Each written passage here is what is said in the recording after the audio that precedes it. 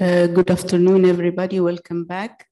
And I'm very privileged to chair this workshop session, which is about the pathology of breast cancer. We have three speakers, and the first speaker is my dear colleague and friend, Dr. Ahmed Abdelaziz.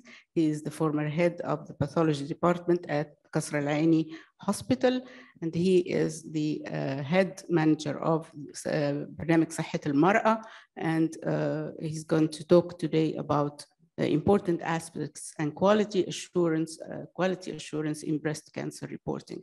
Dr. Ahmed, تفضل. Thank you, dear Prof. Nadia, for your kind presentation. أستاذتي الدكتورة نادية بشكرها وبشكر الدكتور شادي بشكر طبعا القائمين على المؤتمر لدعوتي لهذا المؤتمر لتاني مرة على التوالي، الدكتورة ريم والدكتورة منال. بشكر شركة روش اللي هي برضو دايما مدعمانا في المؤتمرات وبالأجهزة وبالأكريديتيشن وبكل حاجة، طبعا بيمثلها الدكتورة هيرا العارف.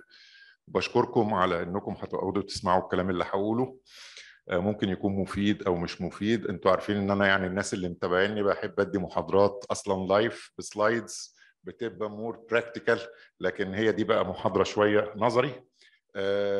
وعشان الموضوع بريست فاحنا عاملين العنوان ان هو Pathology of Breast Cancer, Important Aspects and Quality Assurance in Breast Cancer Reporting. هي بصراحه مش للبريست بس، يعني احنا ممكن نطبق ده على بقيه السب سبيشاليتي او بقيه الاورجن، بس احنا طبعا عشان في الايرا بتاعه البريست فانا هتكلم عن البريست.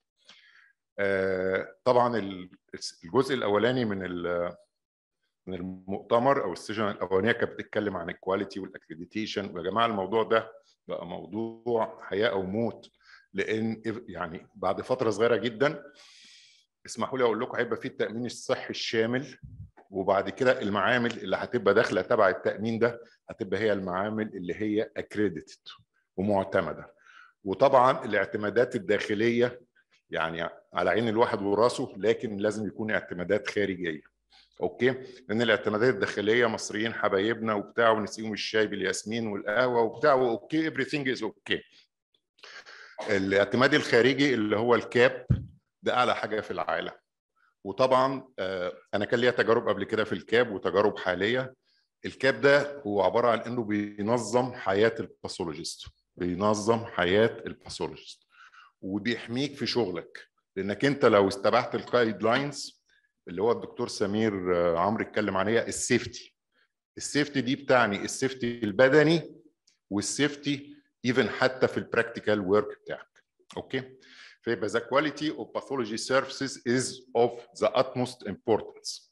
It is the pathologist who invariably makes the definitive diagnosis. انت اللي بتعمل التشخيص وانت اللي بتلبس في الحيطه، فلو ما كنتش قادر تعمل التشخيص يبقى ما تشتغلش pathologist. Of breast cancer, but additional features of in situ invasive carcinoma that have a prognostic significance and also require to determine the most appropriate management for individual patients. اللي هنتكلم عليه دلوقتي انك انت في ناس كتير قوي بيتبعوا مدرسه ان هو ما بياخدش definitive diagnosis، ان هو يميع الامور not clear very minimally presented tissue. الكلام ده كله يعني انت ما تحاولش انك انت تحمي نفسك وتأذي العيان، انك انت لو تعرف ان البروسيدور اللي بيتاخد عشان يجي لك كبايوبسي it is an invasive technique. الحاجه الوحيده اللي ما فيش فيها انفيجن هي اليورين سامبل والسبيوتام سامبل. اي تكنيك تاني it is an invasive technique. مش حكايه تستسهل قوي ريبايوبسي انذر بايوبسي it is not clear. الكلام ده كله المفروض يكون within minimal range. The management of patients with breast disease and breast cancer detected through mammographic screening or symptomatic presentation depends heavily on the quality of pathology service. احنا عندنا هنا في مصر ابتدينا البروجرام بتاع صحة المرأة، وفي اللي هو السكريننج للفيميلز. السكريننج ده بينتج عنه ان في بتبقى سسبيشس كيسز بتروح تعمل لها اشعه، والاشعه بعد كده بموجرام او الترا ساوند او MRI، وبيتاخد لها كور بايوبسي. طيب اتاخد بقى ايه اهم حاجه؟ الباثولوجي لاب، الباثولوجي والدياجنوز اوف ذا باثولوجي. اوكي. certain features of invasive carcinoma زي مثلا السايز، الجريد، الليمفوفاسكولار امبولا او برينيورال انفيجن، ليمف نود ستيتس have been shown to be related to clinical outcome. يبقى احنا لازم دايما ناخد بالنا، والحاجات دي موجوده كلها في الكاب، الريبورتنج اوف every organ، ومنهم البريست. فهو عامل لك ايتمز، والايتمز دي must be fulfilled لما بتيجي تشوف اي عينه بريست.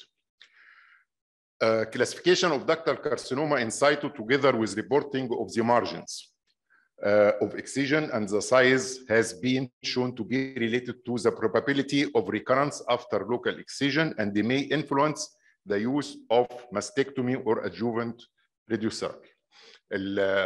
زي ما انتم عارفين دلوقتي ان اللي موجود في السيرجيكال اوبريشنز ما عادش حكايه زمان كنا بنشخص بالفاين نيدل اسبريشن ان دي مالجنانت سيلز، على طول بيقوم عامل موديفايد راديكال ماستكتومي. الموديفايد راديكال ماستكتومي دلوقتي تقريبا بقت نيل، ما تعملش تقريبا خالص الا في الحالات اللي هي الادفانسد نوت ريسبوندنج للنيو ادجفنت فيري اكستنسيف كنوع من انواع البالياتيف تريتمنت. لكن كل اللي بيتعمل دلوقتي الكونزرفتيف. اهم حاجه في الكونزرفتيف ان احنا نركز على المارجنز بتاع التيومر، هل المارجنز دي فري ولا مش فري؟ الحاجه الثانيه في امبورتنت بوينتس في الجروس، ودي هنتطرق لها بعد كده، زي السايز، اكشوال سايز اوف ذا تيومر. هل التيومر ده البيشنت دي خدت قبل كده هيستوري اوف نيو ادجفانت راديوثيرابي او كيموثيرابي؟ فبنشوف هل الكانسر ريزيديوال بيردن، بنبدا نحسبه على حسب الجدول ونشوف هل فعلا completely burned out ولا still residual. الكلام ده كله بيأثر بعد كده، هل البيشنت بعد كده هتعمل another operation for mastectomy لو المارجن مش سليمه، ولا هتاخد adjuvant كيمو او radiotherapy. Close correlation of radiological and histopathological feature is essential to ensure that mammographic detected lesions have been sampled and accurately diagnosed. دي بتبقى مهمه في الحالات اللي هي بتاعه الاكسجين. الراديولوجيست شايف الماموجرام او MRI او اي حاجه عامل بيها او بالسونار، شايف ان ده مالتي فوكال ليجن، والمالتي فوكاليتي دول في الاريا اللي هي الفلانيه ابر اوتر كوادرانت، في عندنا 3 4 سسبيشس فوساي. طيب اتعمل اكسجين، هل ال3 4 سسبيشس فوساي دول كلهم جم في الاكسجين ولا ما فيش؟ يبقى انا لازم يكون في كونتاكت بيني وبين بتاع الاشعه وبين الجراح، وده اللي هنقوله بعد كده. دي اهميه الMDT، التجميعه اللي بتجمع الباثولوجيست مع الجراحين مع الانكولوجيست مع الراديولوجيست، ونبدا نتكلم. والله انا العينه جات لي كونزرفاتيف دي ما فيش فيها الا 2 ليجنز، لا ده انا كنت شايف ان كان في 4، يبقى في 2 لسه موجودين في البيشنت. اوكي، ففيري امبورتنت الكورليشن انك انت تشوف. الحاجه الثانيه، وانت الدايركتور بتاع الباثولوجي لاب، طبعا غالبا اللي بيقطع الجروس ده جونيور دكتورز، ممكن بيبقى امبريست لما بتجي له حاله كونزرفاتيف بالتيومر الكبير، تيومر 2 سم، لكن بتاع الاشعه بعت قايل لك ان كان في 3 كمان صغيرين كل واحده 2 ملي ونص، هو يمكن مش شايفهم بعينه او ما عندوش خبره ان هو يعمل بالبيشن ويشوفهم. فانت you must revise the gross if it is these lesions are فعلا present ولا not present. Okay, very important. The pathologist is a key member of multidisciplinary team اللي هو MDT and must participate fully in peri and post-operative case discussion. لازم انت، I think ان في هارمل في MDT قوي، وفي عندنا في القصر العيني برضو MDT قوي. الدكتور جمال طبعا موجود، والدكتوره ايمان والدكتوره منال، وبيحضروا والدكتوره امل بيحضروا الميتنجز ديت، وبيسمعوا بتوع الاشعه قالوا ايه والجراحين قالوا ايه والانكولوجيست قال ايه، وانت كباثولوجيست قال ايه، لو هم سسبيشس في النتيجه بتاعتك، لو هم لهم question about التيومر ماركرز اللي انت عملتها، الهير 2 الاي ار البي ار الكي اي، الحاجات دي كلها. فانت لازم تكون موجود في اثناء الديسيجن ميكنج بتاع البيشنت. ودي بتبقى جلستين، الجلسه اللي هي قبل العمليه للبيشنت والجلسه اللي هي بعد العمليه. لان العالم دلوقتي كله لو بتحضروا وبتسمعوا ان العالم كله دلوقتي في حاجه اسمها personalized medicine او precision medicine.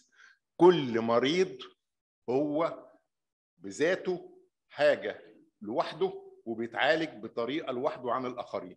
ما فيش واحده عندها اسمها كانسر بريست يبقى هنديها كل اللي عندهم هنديهم الدواء الفلاني، لا ما فيش الكلام ده. فكل مريض personalized medicine precision medicine. okay, so it is very important to attend, very important to attend MDT meeting, regular meeting in your hospital and center, oncologist, surgeon, radiologist and pathologist. ما تقولش بقى ده هم بيحرجوني في الاسئله، ده هم مش عارف ايه، لا لازم تحضر وتشوف وتتخانق وتقول رايك وبتاع والكلام ده كله. تقول لي بتاع الاشعه انت شايف وفي حاجه هيت وما كانتش موجوده وانت مش قايلها، يبقى لازم يكون في discussion. Accurate pathological diagnosis and the provision of prognostically important information are vital to ensure appropriate patient management as well as accurate program monitoring evaluation. يبقى انت لازم بتتبع الجايد لاينز بتاع الريبورتنج وبتدخل على كل البروجرام تعمل ابديت لنفسك دايما وتتبع الجايد لاينز. لان احنا يا جماعه احنا مش هنخترع العجله، العجله موجوده ودلوقتي بقت سهله جدا. اي واحد بالتاتش من الموبايل او من الكمبيوتر ادخل على باثولوجي اوت لاين، ادخل على الكاب سايت، بتعرف اخر الحاجات واخر الاحصائيات. يعني مثلا اشهر حاجه مثلا البي دي ال 1 والتشينجز بتاعته، الكي اي 67 قبل كده كان 14% بقى 20، بعد كده بقى من 5 ل 30. فكل شويه الدنيا بتتغير. الهير 2 البرسنت بتاع البوزيتيف والنيجاتيف، دلوقتي الناس كمان بتتكلم عن اللو هير 2 اكسبريشن، ان هي الناس لو كانت 2 بلس او 1 بلس وسيش نيجاتيف يعني ممكن تاخد دواء. فالدنيا كل شويه بتتغير، فالحاجات دي مهمه جدا. So pathology laboratories should be accredited according to national and most important international standard. اوكي، فانت لو مش قادر تعمل كاب اكريديتيشن انترناشونال لانه ده مكلف وما عندكش الشركه تقدر تدعمك، لان الحاجات دي طبعا عايزه شركه تدعم وشركه تتابع زي مثلا بنش مارك، وبنشكرها طبعا على ده تعبهم معانا، عندهم خبره. فانت ممكن معمل زي الهرمل ده دلوقتي بقى نموذج يحتذى. والله انت تروح تقابل الدكتوره منال او الدكتور عايزين نشوف انتوا بتعملوا ايه عندكم في المعمل ونبدا نعمل زيهم. ده مش عيب، ده مش عيب ان احنا نمشي على النظام. يعني مش حكايه انك انت تبص على شريحه وبتكتب تقرير it is invasive duct carcinoma grade 2. الكلام ده غير مسموح به. في ايتمز وجايد لاينز لازم نمشي عليها. Definitive non-operative diagnosis of benign condition also allows the avoidance of surgery, rapid return to routine recall. البروجرامز اللي بتتعمل فور سكريننج الناس اللي هي عندها ماسز، وفي على فكره في مصر احنا عملنا لما بدانا البروجرام ناس كتير قوي بتخاف تروح تكشف، يقول لك ده العفريت. وفي ناس ودي واجهناها مثلا مشاكل كانت في الصعيد، ان الست لو جوزها عرف ان هي عندها تيومر في البريست هيطلقها وهيتجوز غيرها ومش هتروح تكشف. كانت مشاكل كتير جدا. وانك انت لو خدت عينه بالابره ده الورم هينتشر وهيطلع في المخ والشعر والرجلين والضوافر والحاجات دي. ففي حاجات كتير جدا ابتدت تتغير التعامل مع الناس والمفهوم بتاعهم، والميديا ابتدت تتغير. وفي حالات كتير جدا من اللي هي شاكه، هي حاسه ان في كلكوعه وعماله طول النهار تسمع روحي اكشفي، قالت تقول لك لا ده كانسر. لا ده مش كانسر، ده حاجه بناين. حاجه البناين دي خلاص هي عملت اشعه والحمد لله انها طلعت براد 1 ولا 2 وخلاص مفيش مشكله، هتمارس حياتها العاديه ومفيش اي مشكله وهتتحل المشكله وهيطلع من دماغها الهاجس بتاع الايه الكانسر. ذا تشويس دي بقى مهمه جدا. عمليه الفاين نيدل اسبريشن سيتولوجي فور بريست كانسر must be forbidden نهائي. انا ستيل لغايه دلوقتي بتجيلنا حالات عامله فاين نيدل اسبريشن لبريست، طبعا انا برفضها رفض تام، وللاسف من سنترز في الاشعه يعني جايه جايدد. ما ينفعش الكلام ده. الفاين نيدل اسبريشن في البريست للسيستيك ليجن، بيشفط السيست عشان يشوف السيست ده نوعه ايه، غير كده. لكن عشان تشخص منه مالجنانسي ات از كرايم حاليا على حسب الجايد لاينز. فاحنا عندنا نوعين اتنين من اخذ العينات، يا اما الكور بايوبسي العادي عن طريق طبعا بيسموهم الانترفنشنال راديولوجيست، جماعه بتوع راديولوجي متدربين ان هم ياخدوا عينات، يا اما حاجه ثانيه بتبقى جهاز اقوى شويه اللي هو فاكيوم اسيست نيدل كور بايوبسي. هم دول المعتمدين دلوقتي حاليا لتشخيص diseases of the breast. otherwise ما تدخلش نفسك في مشكله بتاعت فاين نيدل. لو جالك عينه فاين نيدل رجع البيشنت وقول له روح اعمل كور بايوبسي، ده لمصلحتك ولمصلحه البيشنت. اوكي.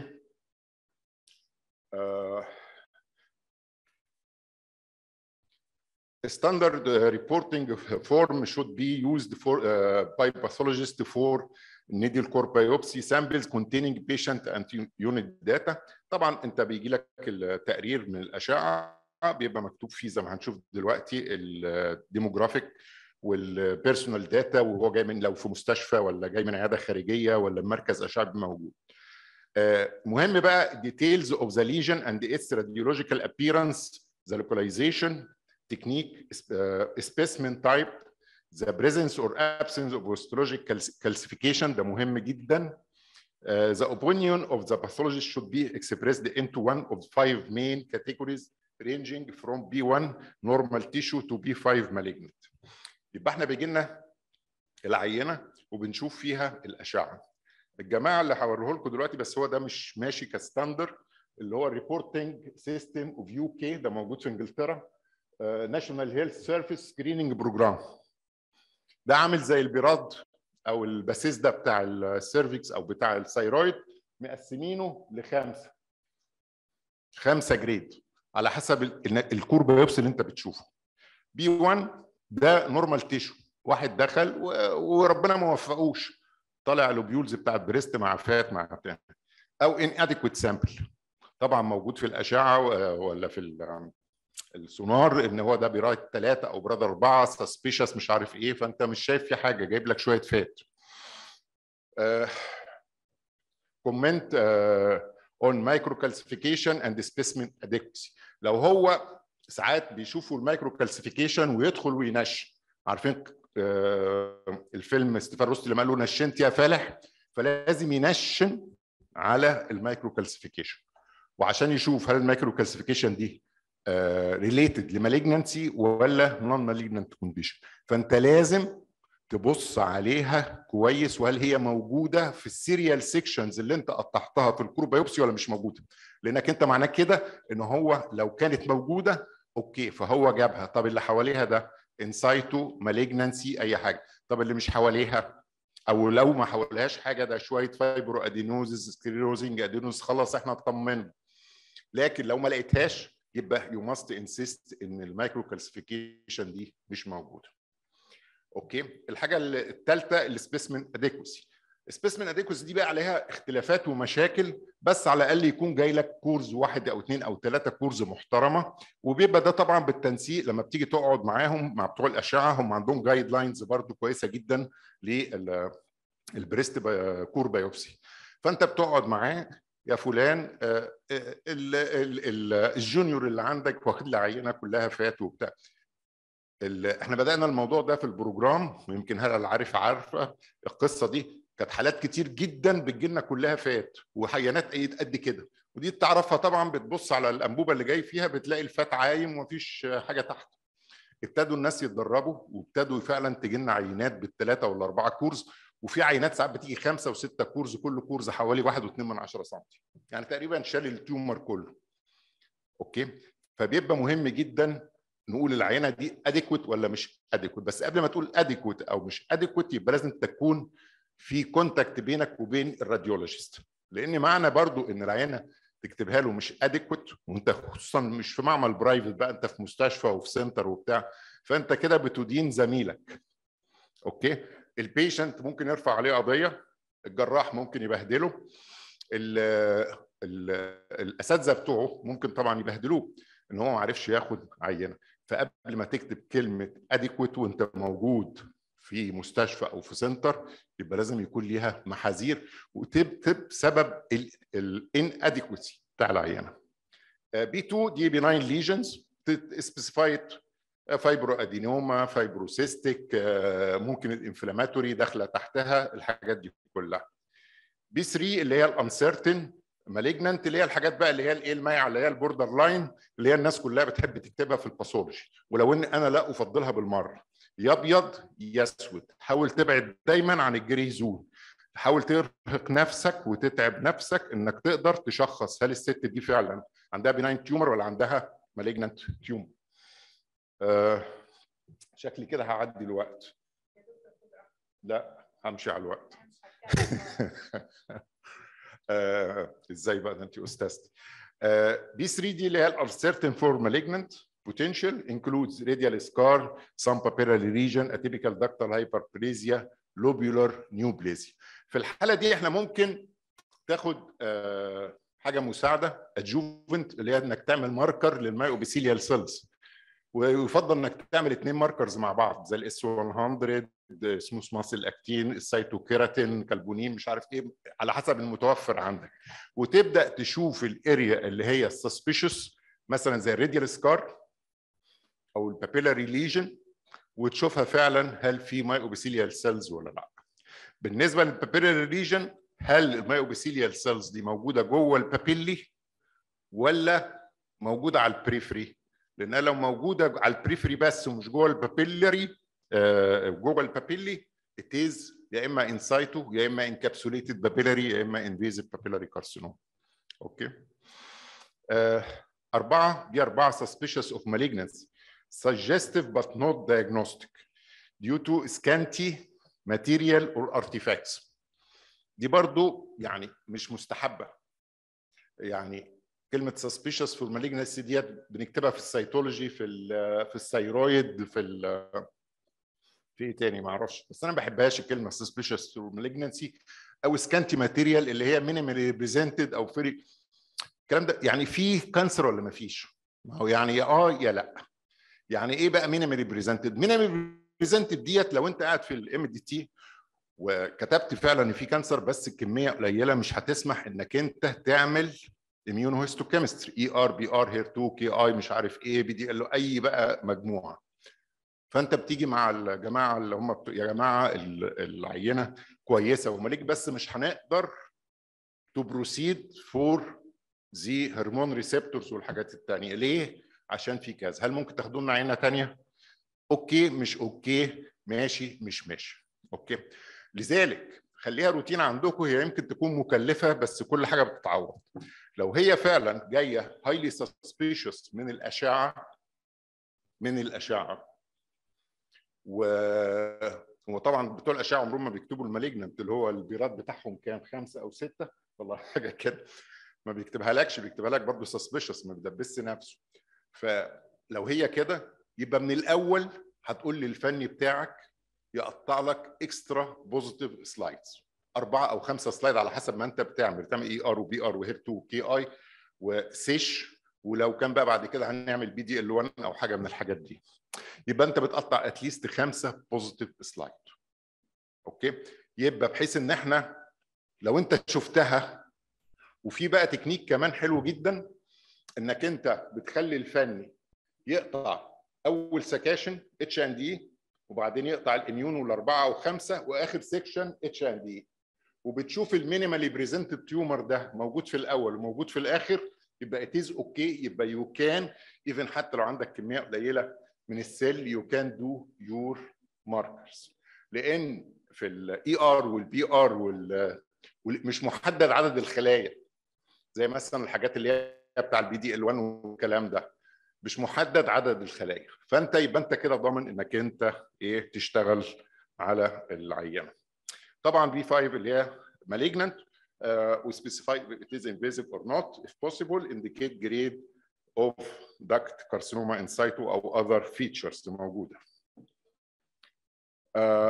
Surgical excision specimen, the technique chosen for pathological examination of surgical excision specimen requires knowledge of surgical method used and anatomic boundaries of the resection. انت بتتفق مع الجراح بتاعك، بتشوفه بيعمل ايه، لامبيكتوم، مش عارف كونزرفاتيف ايه، بيعمل ايه، بيشيل ايه، بيشتغل ازاي. ودي بيبقى برضه في الام دي تي ميتنج، بتقعد معاه وبنشوف هو هيشتغل ازاي، لانه غالبا لما بيعمل كونزرفاتيف وبيعمل معاه سنتر فبيجيبك في فروزن سيكشن. Pathological examination should be carried out on all lymph nodes طبعا received and the report should state the total number and the number of containing metastases. ودلوقتي حتى even بيقولوا ال size of largest metastasis لو موجوده، ولو في extranodal extension قد ايه extranodal extension موجود. طب لو البيشنت ده واخد نيو ادجوفنت وحصل فيه كانسر اسمه كانسر ريزيدوال بيردن، بتشوف هل في ستيل لسه في فايبل تيومر سيلز ولا ما فيش، ولا في فايبروز ولا ما فيش، وقد ايه. الكلام ده كله بقت قصه كبيره جدا. السنترال ليمف نودز، ودي بتبقى هي بقى ايه مشكله المشاكل في الفروزن سيكشن. يعني في العمليات لما بيجي يجيب لك المارجنز بتبقى انت برضو عينك يعني شايف هل هو التيومر بعيد ولا قريب، ولا يعني انت بتقدر بالجروس انسبكشن تقدر تحدد كويس. السنتينل هي اللي بتبقى صعبه، هم بيجيب لك واحده او اثنين او ثلاثه، اوكي، هو عايز يعرف فيها ميتاسيس ولا ما فيش. وزي ما انتم عارفين بقى في الايزوليتد سيلز وفي المايكرو ميتاسيس والماكرو ميتاسيس والكلام ده كله. طيب فانت هتعمل ايه في السنتينل ليمف نود دي؟ القرار بتاعك ده هو زي كان قرارنا زمان يا دكتوره ناديه، احنا هنقول التيومر ده بنان ولا مالجنت. فكانت زمان الفروزن سيكشن صعوبته وكانت الدكاتره بتخاف منه انك انت بتاخد ديفينيتيف دايجنوز في العمليات. انت دلوقتي في العمليات، في معظم العمليات انت بتروح عشان المارجنز، اوكي، ما فيش الا في البريست انك انت بتشوف الليمف نودز دي السنترال دي بوزيتيف ولا مش بوزيتيف، وكم واحده بوزيتيف. كان زمان احنا بيقول لنا بريست ماس خد شوفها دي بناين ولا مالجنت، فكانت بتبقى مشكله، لكن انت داخل ان عارف ان التيومر ده مالجنت. طيب السنترال ليمف نود دي يا اولاد الحلال فيها ميتاسيس ولا ما فيش؟ انت بتعمل ايه بقى في المستشفى عندك؟ انت عندك كرايوستات ولا ما عندكش؟ ولو عندك كرايوستات طيب هتقطع الليمف نود ازاي؟ ده هنشوفه دلوقتي. طيب ولو عندك كرايوستات او لو ما عندكش، ايه احسن حاجه؟ اول حاجه الليمف نود السنترال اول ما بيجي لك تفتحها وتاخد امبرنت على طول على سلايدز، بصمه كده، تاخد بصمه، اوكي. وهنشوف ده تقطعها عامل ازاي، هيبقى تبقى متخرطه كده وناخد من كل الخرط دي as much as you can. الحاجه الثانيه بعد ما خدت كده ممكن تعمل سكرابنج بالايدج بتاع السلايد وتبدا تفردها زي البلات فيلم. عارفين البلات فيلم بتاع زمان بيتفرد ازاي؟ تسحب كده ويتفرد. يبقى انت قبل ما تودي الفروزن سيكشن بتبدا تاخد الامبرنت والسمير او السكرابنج من السنترال ليمف نود، وتبدا بقى تصبغها في رابيد ستينز زي الحاجات بتاعت الجيمس رابيد ستينز، او تصبغها بالاتش ان دي او بالباب ستين زي ما انت عايز، تردم بلو اللي انت عايزه ومدرب نفسك عليه، وتبدا بقى تشوف هل فعلا في مالجنت سيلز ولا ما فيش. بعد كده الفروزن سيكشن بيتعمل، وتحاول انك انت ما تستهلكش كل السنترال نود في الفروزن سيكشن، لان اوقات كتير زي مثلا اللوبيلار كارسينوما بتبقى ساعات الخلايا صغيره شكل الليمفوسايتس، واوقات كتير قوي لما تيجي تعمل سنترال ليمف نودز ما تبقاش عارف دي فعلا فيها ميتاسيس ولا ما فيش. خلاص ما هتعمل ايه؟ نون كونكلوزيف، انت مش قادر تقول. واحسن حاجه من قال لا فقد افتى. انا مش شايف، انا مش عارف، سسبيشس، اوكي، بوزيتيف اور نيجاتيف، متاح ليك انك تقوله ما تتكسفش مره واثنين وثلاثه ادام انت مش قادر تعمل ايه، بحيث انك انت بعد كده السكشنز اللي بتتحط في الكرايوستات بيحصل لها فريزنج، فبيحصل فيها ديستورشن. لما بتيجي تاخدها وتمررها تاني بالروتين اللي هو البارافين، فممكن الخلايا يحصل فيها ايه؟ يعني تبوظ، فانت ما تقدرش تتحكم فيها. وفي حالات كتير احنا بنضطر نعمل فيها سايتوكيراتين او جاتا 3 عشان نشوف فعلا فيها ميتاسيس ولا مفيش. لكن لو انت مش عارف، هو ده اصعب مانوفر بيتعمل دلوقتي في العمليات اللي هي السنترال ليمف نود. اوكي، فهو عايز تريننج كتير وتريننج مع ناس كتير والعين تشوف كتير عشان تقدر تعرف شكل المالجنانت سيلز. وهو احسن حاجه انا بيتهيألي مع استاذتنا وشادي ان هي السيتولوجي فيها. يعني هو السيتولوجي فيها اي ثينك، الا اذا كانت بقى النود باينه وفي اكسترا نودال سبريد وبتاع فخلاص دي باينه انها، لكن لو حاجه جايه كده حته صغيره تحت الكبسول وبتاع تبقى صعبه ما بتبانش الا بالامبرنت. اوكي انا خلصت كده، انا لسه بادئ. طيب هنقول بسرعه.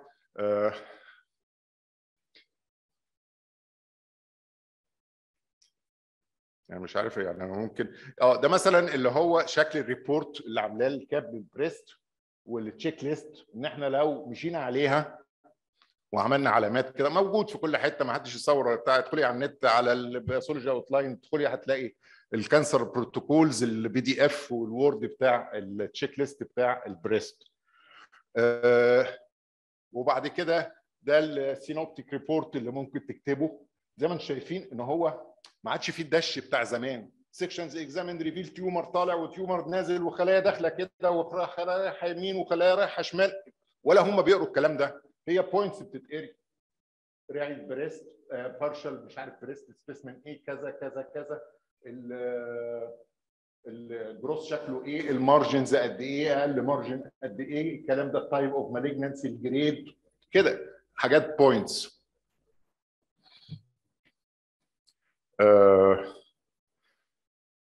هدفنا من الباثولوجي اهم حاجه ان احنا نعمل كوريكت diagnosis for the sake of the patients and the sake of ourselves.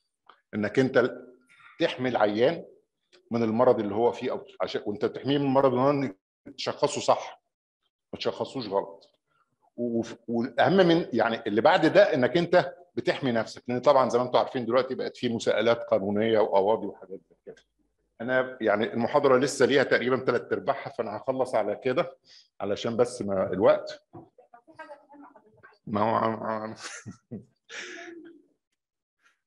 طبعا اللي اتكلمنا عليه والدكتوره منال اتكلمت والدكتور سمير والدكتوره اكيد ايمان وكل الناس اللي واجهت مشاكل في الكاب وبالذات في مصر، وانا يمكن اول واحد واجهتها من حوالي 10 او 12 سنه، النيوترال بافر ديفورمالين الفيكسيشن. لو ما بدات اي عمليه لو ما بداتش صح كل اللي هيجي بعد كده هيترتب عليه غلط. طب حضرتك قول لنا تنصح بايه؟ انا جاي عينه اوريدي برول هل فعلا ريجكتد تماما؟ بص يا حضرتك، هو بيبقى فيه انك انت تدوكيومنت، يعني انا بعملها كده بكتب فيها، يعني في حالات كتير قوي بيجيبوها جاستريك اندوسكوب وبيعملوا عليها اليوريا تيست دي ما يحطهاش في فورمالين ويجيبها لك بعدها بيومين بتبقى اوتولايز، فبكتب كومبليتلي اوتولايزد انفيت فور باثولوجيكال اكزامينيشن. لو في عينه جايه وستيل، لان البيشنت يعني في مصر يعني غلبان، لو في عينه جايه وستيل لسه فيها الرمى ان الواحد بيشوف فيها حاجه، فالواحد بيكتب ان هي انفيكسد بارشل اوتولايزد، وبنكتب تحت لازم نكتب كومنت سبيسمن ماست بي فيكسد. يعني مش هنطلب بال 10% نيوترال 10% فورمالين العادي، ابعتها لي بس خليها تشم الفورمالين. اوكي، لكن الناس اللي شغاله، ودي نصيحه لكم، الناس اللي شغاله في مستشفى، ودي بتبقى فرصه كويسه جدا انك انت مسيطر على اوضه العمليات وبتحضر الام دي تي، فلما يجي الجراح تيجي تقول له العينه بتاعتك كانت كلها اوتولايزد ومش نافعه قدام الناس كلها، هيحرم يعمل كده. هيقول لك ايه ده، انا قايل للنايب يحطها في فورمالين وبتاع دي كونزرفت محطوط. طيب كويس قوي، هو شايلها حته برتقانيه كبيره كده وكلها فات وحطها في الفورمالين وحاطط كميه فورمالين قد كده. طيب هي كلها متحوطه بالفورمالين، الفورمالين ده كله ما حصلوش ديفيوجن في الفات، لانه الفات ده ما بي فيري بور بنتريشن للتيشو، التيومر جوه ما وصلوش اي حاجه. فاحنا بنبدا نعلمهم شق العينه exposed to formalin must be exposed to formalin. او لو انت بتعمل اثناء وقت العمل والمعمل فاتح واوضه العمليات في جنبنا، والله اول ما تطلعوا ابعتوها لان زي في حاجات بقى كنا هنتكلم عنها اللي هي الورم اسكيميا تايم والكورد اسكيميا، ابعتها لي على طول على المعمل وانا اي شال ديل وذ ذا سبيكت. اوكي. بس بقى لو انت عايز تعمل كاب اكريديتيشن في مصر، يبقى لازم لو ما عندكش او ما انتش متحكم في العينات اللي بتجيلك ب 10% نيوترال بافر فورمالين، ما تفكرش. وخدوها مني بقى كلمه، الراجل جه عمل لنا انسبكشن من 10 سنين، اول ما بص على الشرايح السلام عليكم ماشي، ولا بص بقى في اس او بيز، ولا بص في اي سيفتي، ولا في اي حاجه، السلام عليكم ماشي. فالبري اناليتيكال، واهم حاجه اللي هو البتاع ده النيوترال بافر ديفورم، وهو it is very easy and it is very cheap to prepare. ودلوقتي بقت فيه بيتباع جاهز، سيجما وشركات تانية بتعمله. بس انت لو انت حضرته من الفورمالين بتاعنا العادي مفيش فيه مشكله. والسولس دي الصوديوم فوسفات مونوبيزك والداي بيزك فيري تشيب، بيجي لك بتاع علب كده عبوات كيلو او نص كيلو، بتكفي كميه كبيره. انت لو عايز تحضر لتر تاخد 100 سم فورمالين اللي هو المركز اللي هو بيبقى مكتوب عليه من 37 ل 40%، وتاخد 100 سم ديستلد ووتر. لو ما عندكش ديستلد ووتر هيبقى جنبك معمل كلينيكال باثولوجي عندهم محطه ديستلد ووتر، هتاخد منهم فما فيش حجه. وتاخد البتاع اللي هم 6.5 جرام وال 4 جرام. لازم نيوترال بافر ديفورمالين. اوكي. هم ليه بيقولوا عليه نيوترال؟ لان في برضه في حاجه مهمه، يعني مش ليه مش 10% فورمالين، لان الفورمالين مع الهايبوكسيا اللي موجوده في التيشو فبيحصل فيه اسيديتي. المهم الاثنين بيشتغلوا مع بعض كيميكال رياكشن مع البلاد اللي موجود، ويبدا يعمل لنا البيجمنتس اللي انتم ساعات تشوفوها في السلايدز، تلاقي بيجمنتس لونها اسود مع الصبغه، هي دي اللي هي الفورمالين هيم بيجمنت. دي بتبقى طبعا وحشه جدا في السلايدز. الحاجه الثانيه انك انت لو جيت عملت اميونو هتديك باك جراوند ستيننج وحش، وهتبدا تعمل انتربريتيشن للحالات مش كويس. اوكي. فهو احنا مش هنخترع، الدنيا كلها بتشتغل بالنيوترال بافر ديفورمالين، وهو مش غالي. لو كان غالي كنا هيبقى فيه اكسكيوز، لكن هو مش غالي. طبعا ده الام بتاع الفيكسيشن. الصوره دي انا بحبها لان ديت احنا في القصر العيني بنوردها لاسم الاشعه، بنروح نرمي بلانا على الكلينيكال باثولوجي وناخد منهم الانابيب دي بتاع الدم الفاكيوتينر دي، ونبدا نملاها نيوترال بافر ديفورمالين. لان هو دلوقتي اكتر مورد بالنسبه مثلا للبريست، حالات البريست اللي هي الكور بايوبسي اللي جايه من اسم الاشعه. طبعا العامل بتاع الاشعه لو قلت له حضر فورمالين، ريحه الفورمالين منيله، يعني يمكن بتوع العمليات متعودين على الفورمالين لانهم بيعقموا العمليات بالفورمالين، لكن بتاع الاشعه ده مش اهو. والفورمالين ترانسبيرنت زي الميه، فهو هتلاقيه حاطط ميه في الانابيب ويقول له الدكتور او الدكتوره بتاع الاشعه ده انا حاطط لك فيها فورمالين، هي تقوم مطلعه التروكال تيك حطها وسايباها بقى جنبها يوم يومين ثلاثه تلاقي العينه اوتورايزد. لا احنا هنوفر عليكم يا جماعه، هنبعت لكم الانابيب دي وفيها الفورمالين النيوترال بافر اللي انت محضره عندك وضمنه، اول ما تاخد العينه حطها لنا فيها وابعتها لنا، يبقى انت كده اوكي. طبعا لو انت في برايفت مش هتقدر تتحكم في الموضوع ده. دي الحاجات الفاكتورز اللي افكت الفيكسيشن. انا بالتالي يا دكتوره ناديه عشان انا بقى بخلص خلاص يا دكتوره منال، جالي الامر خلاص، امر عسكري. انا بشكركم، كان نفسي اكمل بس يعني اوكي نتقابل في مره ثانيه نكمل بقيه المحاضره. شكرا جزيلا. شكرين جدا يا دكتور احمد. معلش انا مش هقدر استنى اسئله عشان عندي دوره تدريبيه 5 ساعات الناحيه الثانيه، فاللي عايز يبقى يسالني في حاجه يبقى يجي لي الناحيه الثانيه. شكرا.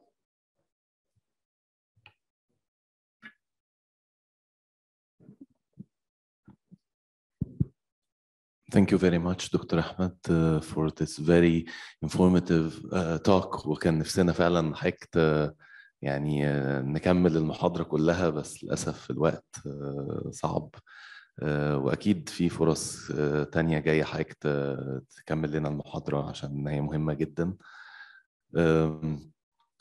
It's my honor to present my dear professor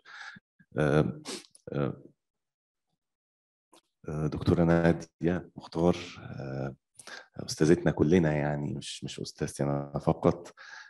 She's the former head of Pathology Department, National Cancer Institute, and she's a member of the Royal College, and she's the editor of the Journal of Egyptian Cancer.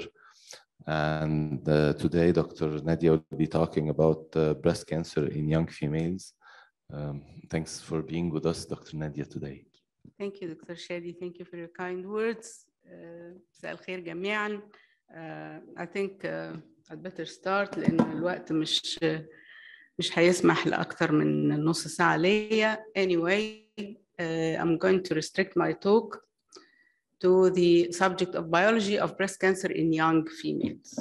كل الستات تحب تبقى صغيرة وتفضل صغيرة. But believe me, not in this situation. So let's move on.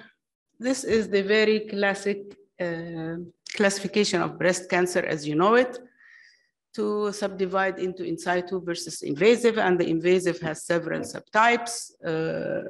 The most common of which, of course, is the invasive ductal carcinoma. This is the morphology, the المنظر الخارجي بتاع الtumor. Is it enough? No. So the Nottingham classification helped us to be more accurate as regards grading, لأن الجريدنج كان الأول بيتعمل كده بالsubjectivity. Now using this classification helps us to be more objective, using the nuclear pleomorphism, the glandular tubule formation, and the mitotic activity. But it just found out that it is not enough. ليه؟ لأن الoncologists, they need to, زي ما الدكتور أحمد قال, they need to treat patients. So despite the fact that the invasive ductal carcinoma is always predominating in any registry. There's a registry of our department at the National Cancer Institute, like it's everywhere. Some of the series also go as high as 85% invasive ductal carcinoma, but ما فيش two tumors like each other. No identical tumors whatsoever, even if you look at it morphologically and it's not the same. Why? Because morphology just gives you the outside look while there is a lot of things beneath.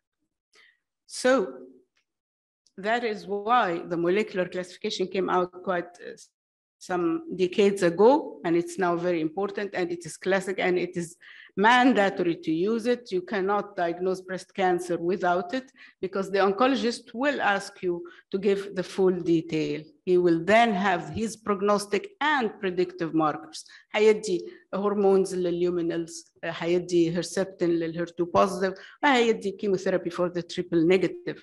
So that is why it is very important to add this type of classification. But is it enough? Unfortunately, still no. ليه? Now emerged the factor or the issue of age. كل oncologists, if you ask them, are you going to treat a 35-year-old like a 65-year-old lady, despite the fact that the tumor size is the same, the grade is the same, the stage is the same, and even the molecular type? No. Why? Because he knows that the younger age population will have a high relapsing incidence, and she will need definitely more aggressive therapy. That out of experience. وطبعا ده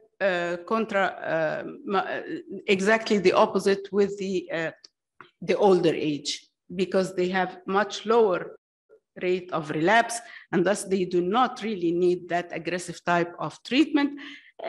Besides in في increased morbidity في old age, فيبقى it's safe not to give aggressive therapy.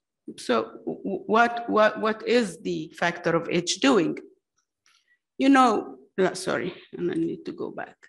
You know that the large tumor size that diagnoses, the higher tumor grade and the mitotic rate and all that, they are all poor prognostic factors, together with lymphovascular invasion, كل الحاجات اللي احنا عارفينها. Yet, young age at diagnosis will remain always an independent risk factor for relapse, death, and an indication for a more aggressive therapy.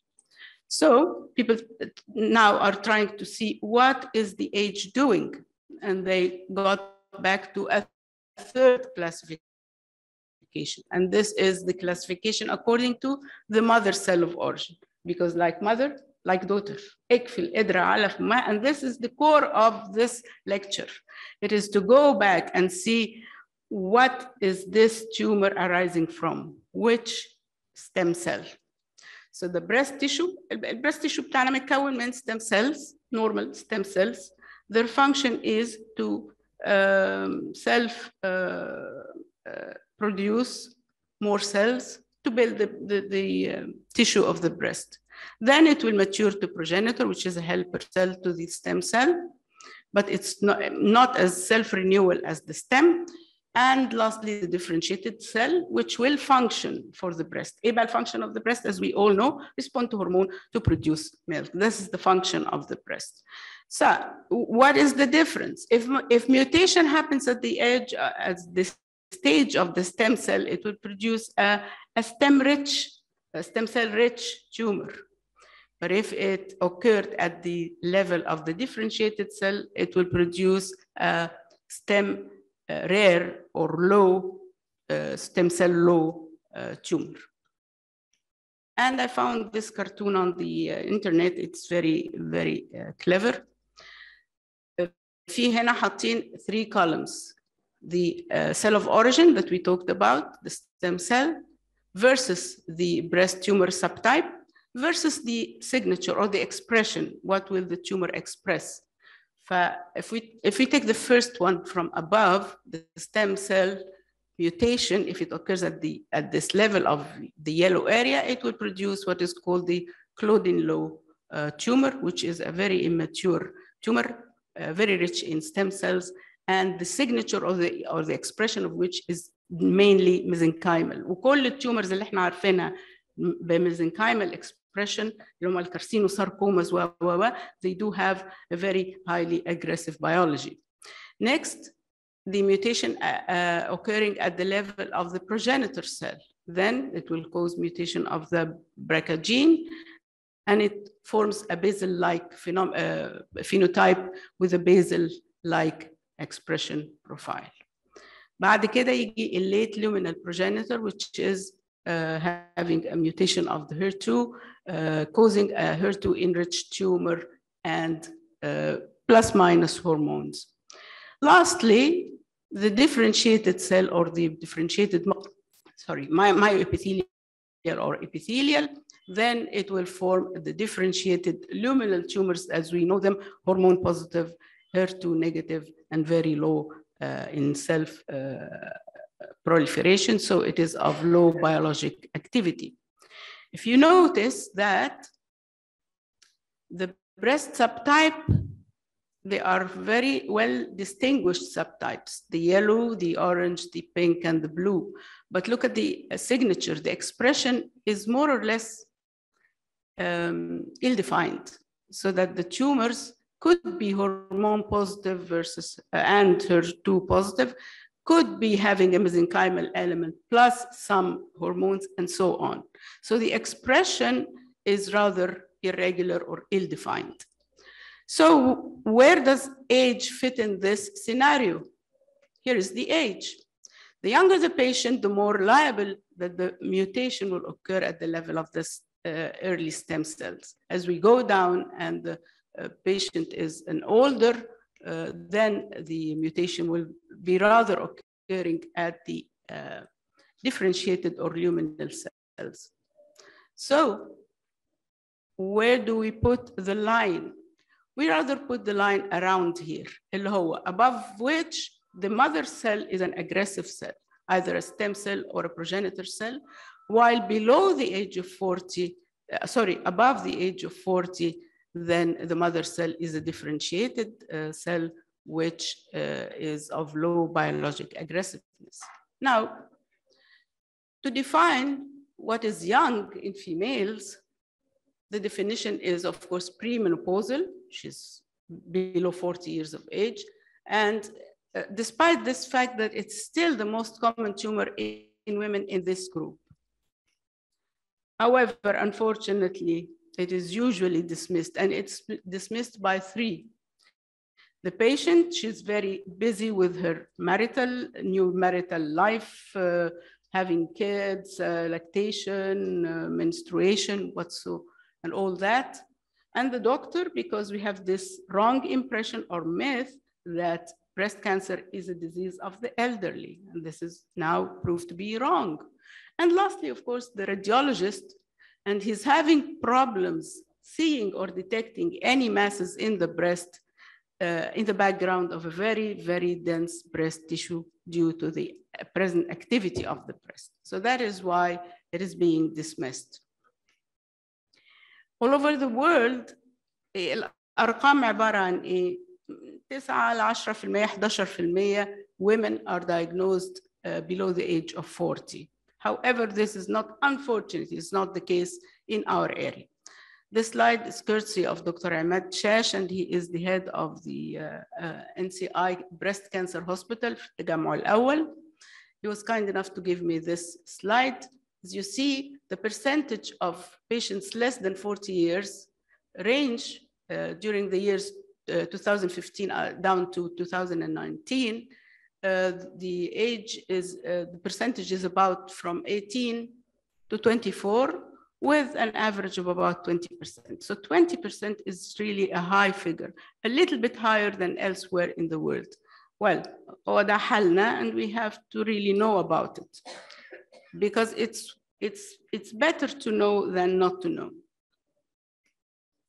The traditional risk factors as we know them, كلنا عارفينهم وكلنا حفظناهم وايام ما كنا في الكليه وكلنا درسنا الطلبه بتوعنا بيهم: early menarche, late menopause, and the use of contraceptive pills, no breastfeeding, family history, and radiation. But I think that this has to be reconsidered. في هنا study اتعملت من Asian Pacific Journal of Cancer Prevention. They collected a large number of cases, more than 2,000 cases, and they proved that 23% of the females, the young females, did not have any of the previously mentioned risk factors. Maybe 1 or 2 risk factors only in about 60% of them. So we really, another example was also another study was done at the Journal of the Egyptian National Cancer Institute, and it showed similar figures and facts. History of breastfeeding, 80% of them did breastfeed their kids. Oral contraception, not all of them used it. And the positive family history was minimal. So really we have to reconsider the risk factors in our Egyptian patients, or maybe reconsider risk factors in young female patients as a whole, because it does not fit with the original factors for the things that we mentioned. Maybe we have to reconsider putting into consideration genetic factors or the cell of origin that we just talked about, اللي هو the stemness. هنا بقى there are جمعنا شوية publications, and I drew this red line just to show you that the impact of parity, for example, the impact of parity in cases of triple negative breast cancer is high. So the parity, the increase in parity increased the incidence of triple negative breast cancer, which usually occurs in younger age group. While on the other hand, the other studies كلهم وروا إنه hormone positive breast cancer, the parity here protects from breast cancer risk. So what really causes the cancer in young patients is protective for the older patients. And the mammary tissue in young females, we know that is very rich in stem cells, a term which is known as stemness. So this immature mammary cell population, not only that they do exist and cause the cancer, they are being aggravated by pregnancy and lactation and all the activity going on during this period in the life span of the young female, with mutation occurring at the stem cell level during pregnancy and lactation. And look at this photo, a lactating tumor. We couldn't see the, I don't remember seeing it some 20 or 30 years ago during my practice, but now we see it, we come across it. Lactating breast together with an aggressive invasive tumor, together with lymphovascular emboli. So actually all the bad prognostic factors, they do exist here. There's always this triad pyramid. So احنا بلاد الأهرام. The triad is about young age, stem cell origin of the tumor, and the aggressive phenotype. They all go together. What about these stem cells? They do express some genes that are very aggressive to the tumor. For example, the KIT, the BRCA1 gene, the RANKL, which is the receptor activator of the nuclear factor kappa B. All these are very highly aggressive genes when they are mutated. And also there is this interaction of stromal cells with the epithelial cells, even in the microenvironment, to increase the aggressiveness of the tumor even more. And that is why, without going into much detail, preclinical trials trying to suppress or decrease the number of stem cells in experimental studies, of course. And when these stem cells are being suppressed by targeting them therapy, you get arrest of the induced cancer in the animal. And this is what we call proof of concept. يعني نقتل الشيء ونلاقي تأثيره واضح. So here's the pathobiology and profile of our breast cancer cases in young females in our department. These are actual figures. So these tumors are usually higher in grades, aggravated by pregnancy, and some of them, they would show the carcinosarcomatous phenotype, more lymphovascular emboli in more than 40% of the cases. They're usually late stages, and all the lymph nodes are positive in more than half of the cases. This is late stage. And look at the triple negative. 50% of them show triple negative phenotype, and of course, high Ki-67. Elsewhere in the world, similar figures.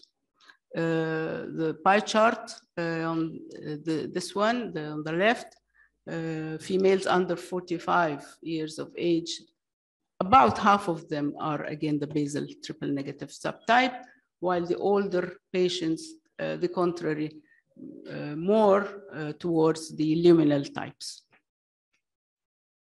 Some pictures and photos of these aggressive tumors, the sarcomatous-like or the carcinosarcomatous tumor, very highly aggressive tumor. Again, another example of a very high-grade tumor with massive areas of necrosis.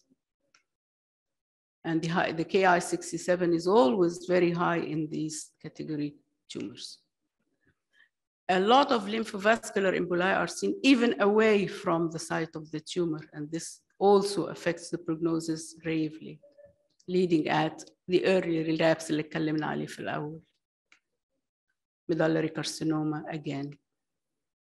Triple negative, together with a change in the cytokeratin profile من 8-18 إلى 5-6.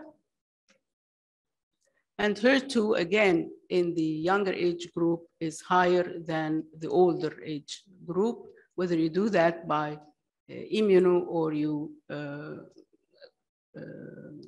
confirm it by in situ excision. Another point, the response to neoadjuvant chemotherapy. ساعات الحالات دي بتبقى quite advanced, and they give the patient neoadjuvant prior to surgery.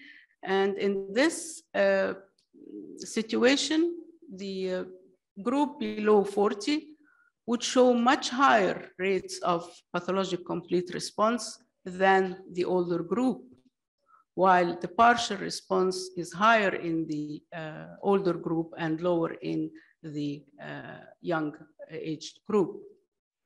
So many of the cases that were supposed to be partial are now showing complete pathologic response in this group of patients. And this is for their benefit.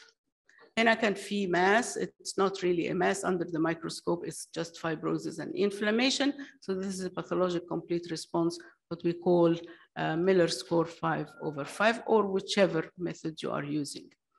If occasionally one can see a focus of DCIS, and still it is considered pathologic complete response. Another example, which was a duct carcinoma that showed almost pathologic complete response of Miller 4/5, only residual malignant cells are seen. Another point in favor, tumor infiltrating lymphocytes or TILs.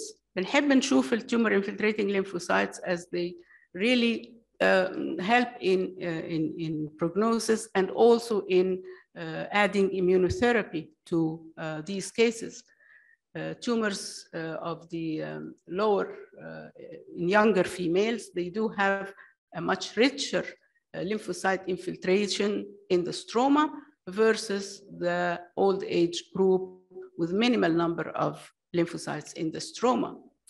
وبنبص على الجراف ده هنشوف انه كل لما ال percentage of lymphocyte infiltrate زادت ال complete pathologic response also is increasing. So there is a relation between the dense infiltrate of the TILs and the attainance of the pathologic complete response, whether you're looking at lymphocytes in general or FOXP3 T cells or even CD8 T cells. Lastly, the impact of age on PDL1. PDL1 دلوقتي هو treatment for the immunotherapy method is to add PDL1 to these patients to help them, because again, they don't have much to be offered. لا هرمون ولا Herceptin, so they only get chemotherapy. So immunotherapy would be of great help. هنا بقى, we have to test first for PDL1. This is just a preliminary study. We found that 20% of these group of patients are positive for PDL1, وهنا الimmunotherapy ممكن ينفعهم. لكن when we segregated, عايزين نشوف ال PDL1 أعلى في ال younger ولا في ال older, we found that it is even higher in younger age group. And this is a great help for them. This is one photo showing PDL1 with a combined positive score, 22. So this is considered positive in a female 36 years of age. نعمل بقى ريزومي كده للي فات كله. نتكلم على الفاكتس والميث. ميث زي ما قلنا هم wrong impression أو wrong idea ونصلحها. The definition of young is yes, below the age of 40. لأن هو ده السويتش اللي بيحصل عنده إن المother cell بتتغير وبتبقى مختلفة فبتغير البروجنوزيس and the whole scenario. Is it low frequency? No, it's a myth. Now we came to see a lot of cases of young aged in breast cancer. So we have to correct this myth. Risk factors, they're not the same and they should be revisited. And we have to segregate between the risk factors for hormone positive tumors versus the hormone negative or the triple negative tumors. Cell of origin, it's not the same. The cell of origin in young age group is a very aggressive type of cell with high self-renewal ability, high proliferation, and bad prognosis in most of the other factors. Triple negative is high, yes, that's true. They are having high pathologic complete response after neoadjuvant, and that is true. High PCR with high infiltrating, tumor infiltrating lymphocytes, and that is also a fact. And lastly, the higher response to PD-L1 immunotherapy. Again, this is a fact, and it is a great help for this unfortunate group, and which we really wish them the best of luck. Thank you.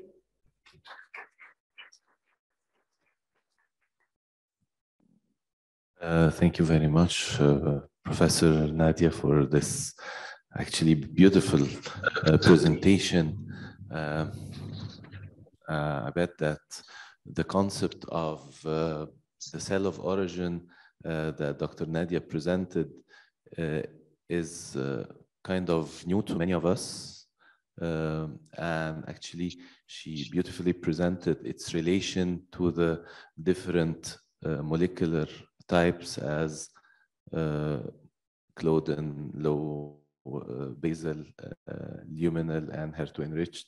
And this actually clarify the biology and the behavior of different types of breast cancer. To our minds, sometimes we think why this is more aggressive than this, but the concept of cell of origin makes things easier for us to understand the aggression of some tumors more than others. Thank you very much, dear Professor. I think we have to go on, and it's now time to present the third speaker, and it gives me pleasure to introduce Dr. Maher Sghir.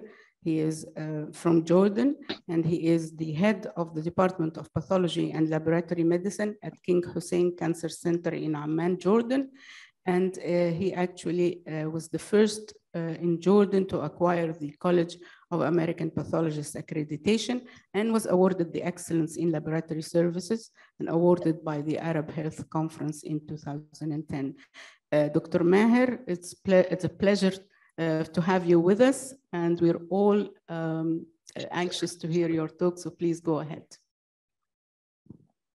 Thank you very much, Professor Nadia. I'm really honored and very glad to be among this distinguished group of pathologists. Professor Nadia Mukhtar, Professor Shadi, Professor Ahmed Abdelaziz, والصبح كانت إيمان جودة, Professor Iman Gouda. I'd like to thank at this point Professor Manal Mahdi for inviting me, and would like to thank Dr. Hala Al-Arif and the Roche company for inviting me as well. So thank you very much, and I hope I'll see you in person. I was supposed to be here in person, but unfortunately I had other commitments. So really just want to make sure that you're hearing me clearly and loud, and or should I make any adjustments? No, it's okay. We hear you clearly. All right, so I just would like to start sharing my screen at this point.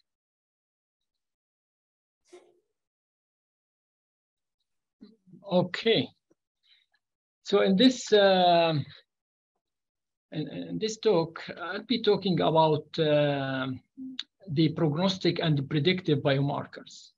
Diagnostic markers that were touched upon by Professor Ahmed Abdelaziz, which are used for making or confirming the diagnosis, is a different set of markers that I'll not be talking or addressing today. The prognostic and predictive markers that I'm going to discuss, and really the updates on these only, the ERPR HER2 and the genomic predictive and prognostic tests, and the Ki-67, the new things about it, as well as the PDL1 and the PIK3CA.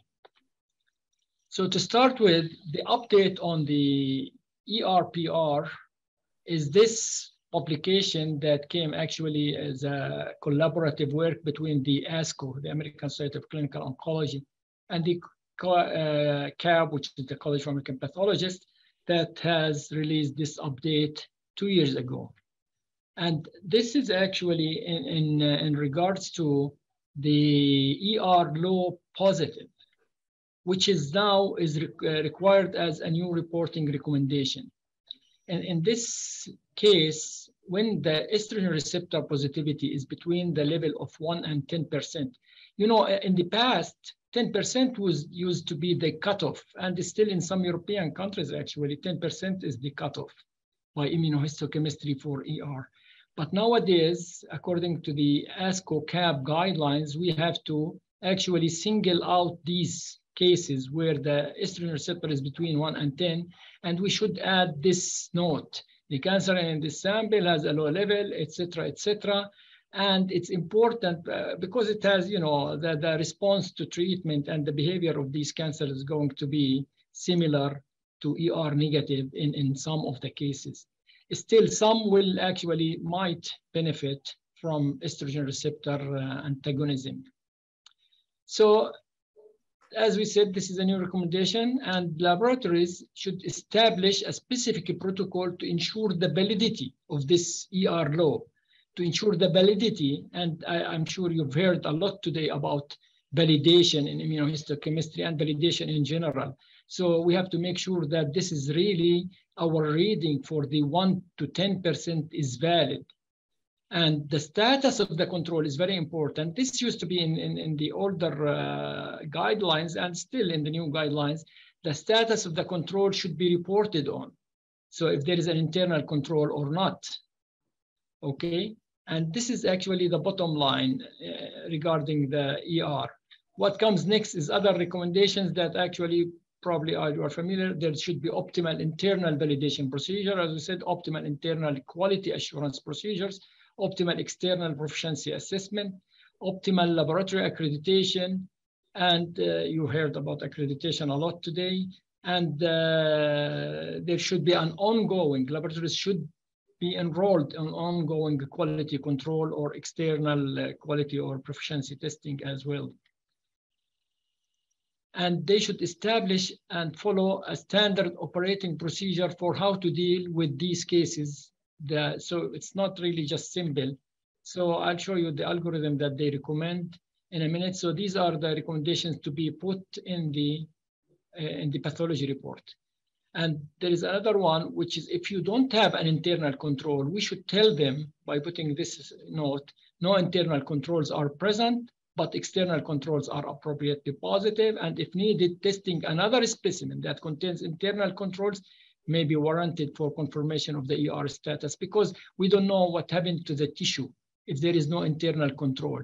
So actually your best control always is the internal control. And this is very important in the case of ER-PR. Anyway, and they recommend this algorithm for doing that, which is, you have to make sure that your quality, et cetera, anyway. So I'm not going to go through this, but if it is less than 10%, then you have to take steps to confirm or educate the results for the lab-specific standard operating procedures and correlate with histology.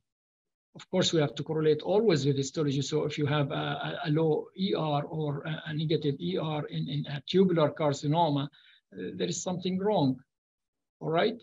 So this is the algorithm that they recommend, and probably we should follow it, and each lab should establish their own algorithm following a similar kind of protocol. So these are just examples of the A and B here shows the really strong usual ER positive cancers that we see. C and D show just moderate ER positivity in a good percentage of cells.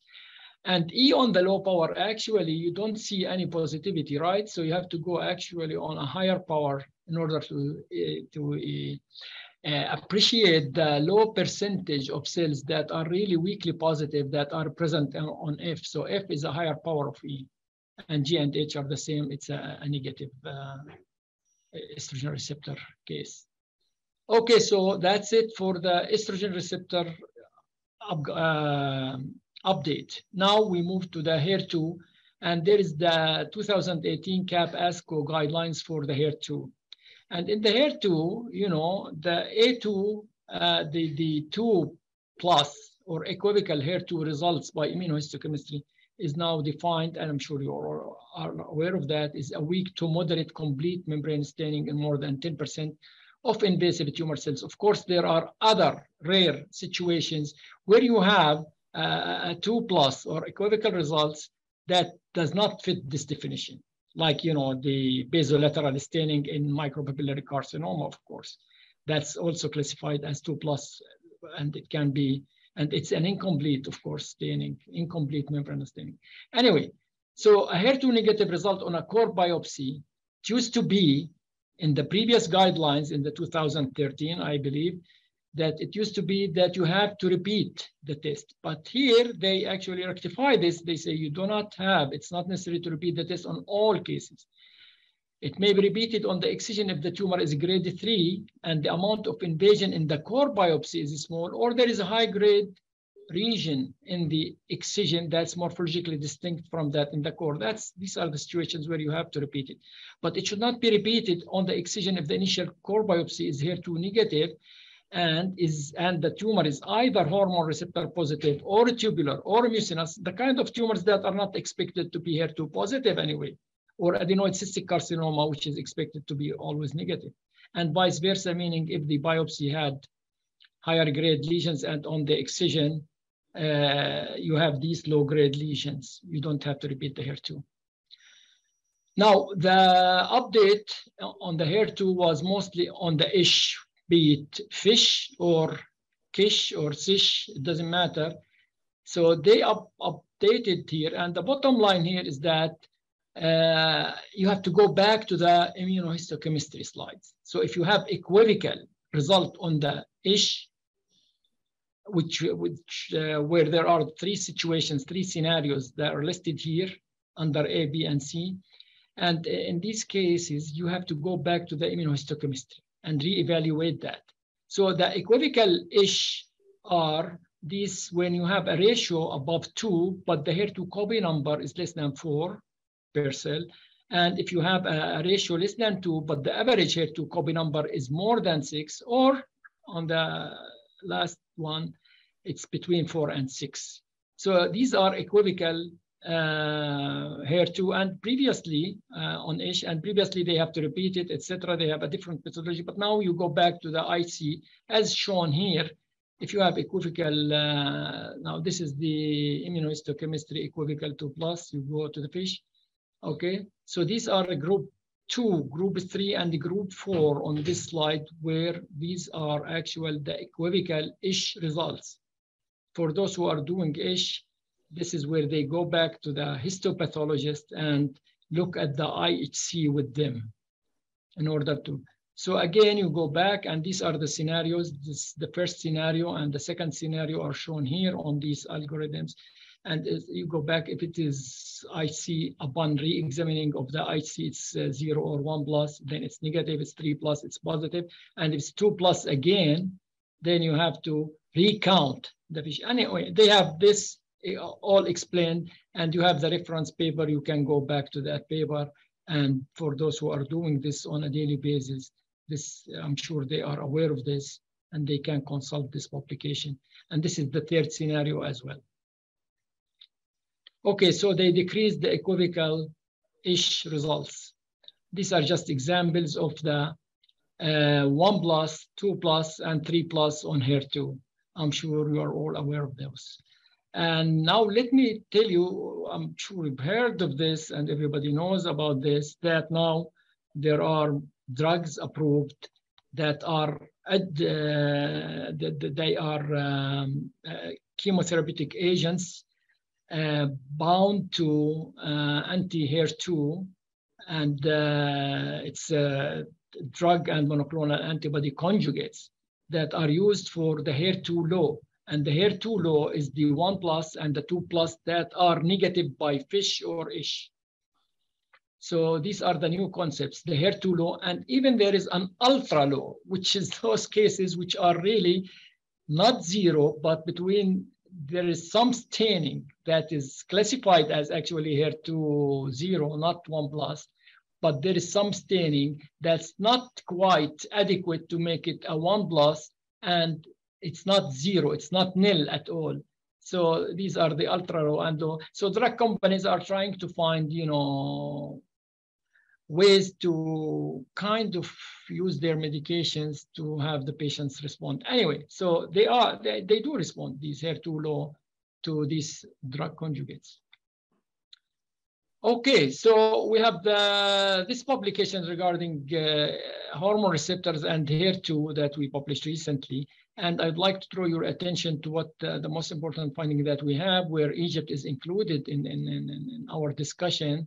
So we found out in our current study That's the first column here, that the estrogen receptor positivity has increased actually over the years, over 12 years, from 50% to 77%. The same trend is seen in all of the region. In Egypt as well, although the two studies are, not really far away, but the recent one is 2014, it's in the 70s. Same thing in Lebanon, same thing in Saudi Arabia. Mind you that the older studies have different methodology, like the ones in the 90s in Lebanon and Saudi. And by the way, Dr. Amr is the author of one of these studies who is here with you today. Okay, so why it's interesting to know why is ER increasing over the years? I don't know the actual reason, but maybe because we are adopting more westernized lifestyle, using more oral contraceptives, or actually maybe detecting indolent tumors that were not detected in the older years that are usually ER positive because of increased screening and mammography. Anyway, it's an open question. Okay, we now move to the other topic, which is Ki-67. Now, what's new about Ki-67? There is this new publication from the International Working Group on Ki-67 in breast cancer, where they actually, they stress about pre-analytical handling and using a standardized methodology for doing the Ki-67. Ki-67 is not adopted by many guidelines, especially in breast, because it has problems with standardization. Anyway, they came to the conclusion. They did, of course, research, and they did review. I mean, a group of experts, they sat down and reviewed the slides, and they compared notes, etc. So after, reaching standardization in everything, they came to the conclusion that a Ki-67 between 5 or less or 30 or more can be used to estimate prognosis and therefore to recommend therapy, and was adopted with all the caveats by the ASCO. And I'll show you that in a moment. So these are this is from that publication showing the cutoffs and the clinical utility of estrogen, Ki-67 in ER positive or if in ER negative. Of course, there is no need for it in ER negative as a prognostic. But anyway, it's useful to actually decide whether to give adjuvant chemotherapy or not for patients with early breast cancer, and we'll talk about it. And this is the factors that may affect the Ki-67, as they say, and this is how they recommend the interpretation. So the bottom line of Ki-67 in general is that, of course, the number of tumor cells with positive staining divided by the total number of tumor cells without any specific number required for tumor cells to be scored. And there are two ways: either you do hotspots or average across the tumor section. And it seems that the most recommended is the actually average across the tumor section, not the hotspots.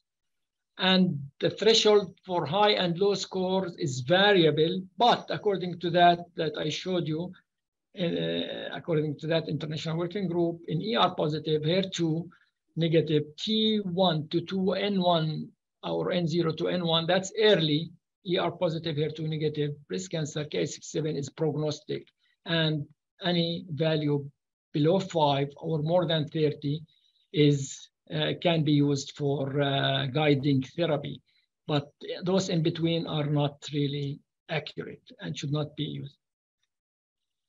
So Ki-67 can be used as an independent prognostic marker to predict disease-free survival and overall survival and complete pathologic response to neoadjuvant chemotherapy in general. And it's used, of course, for subtyping ER-positive breast cancer. And we are all probably familiar with an old publication that used to or found that 14% of Ki-67 in their hands can separate luminal A from luminal B. But that's not very accurate anyway. So the latest now in terms of Ki-67 is that there is a drug, which is a CDK4, CDK6 inhibitor, cyclin-dependent kinase 4 and 6 inhibitor. And in general, this group of drugs is approved in HER2 negative, ER positive, metastatic, and advanced breast cancer. However, there is a recent indication for one of those, which is abemaciclib, and it was recently approved to treat along with endocrine therapy as an adjuvant, not for the metastatic setting, but adjuvant treatment of patients with hormone receptor positive, HER2 negative, node positive, early breast cancer at high risk of recurrence. And the high risk of recurrence actually is defined by clinical features as well as a Ki-67 score of more than 20. But it has to be by an FDA-approved companion test. And this is the one from DACO. It's a PharmDx DACO done on DACO Omnis platform, the new machine. And it's, you know, one has to be trained on it, and it has to do the entire thing as was done by the, you know, publishers of the paper, or the authors of the paper. So it has to be done the same way, and to actually find the cutoff of 20%. So 20% is a specific indication for a specific situation using a specific antibody, and with all its, you know, with all what comes with it, including the machine.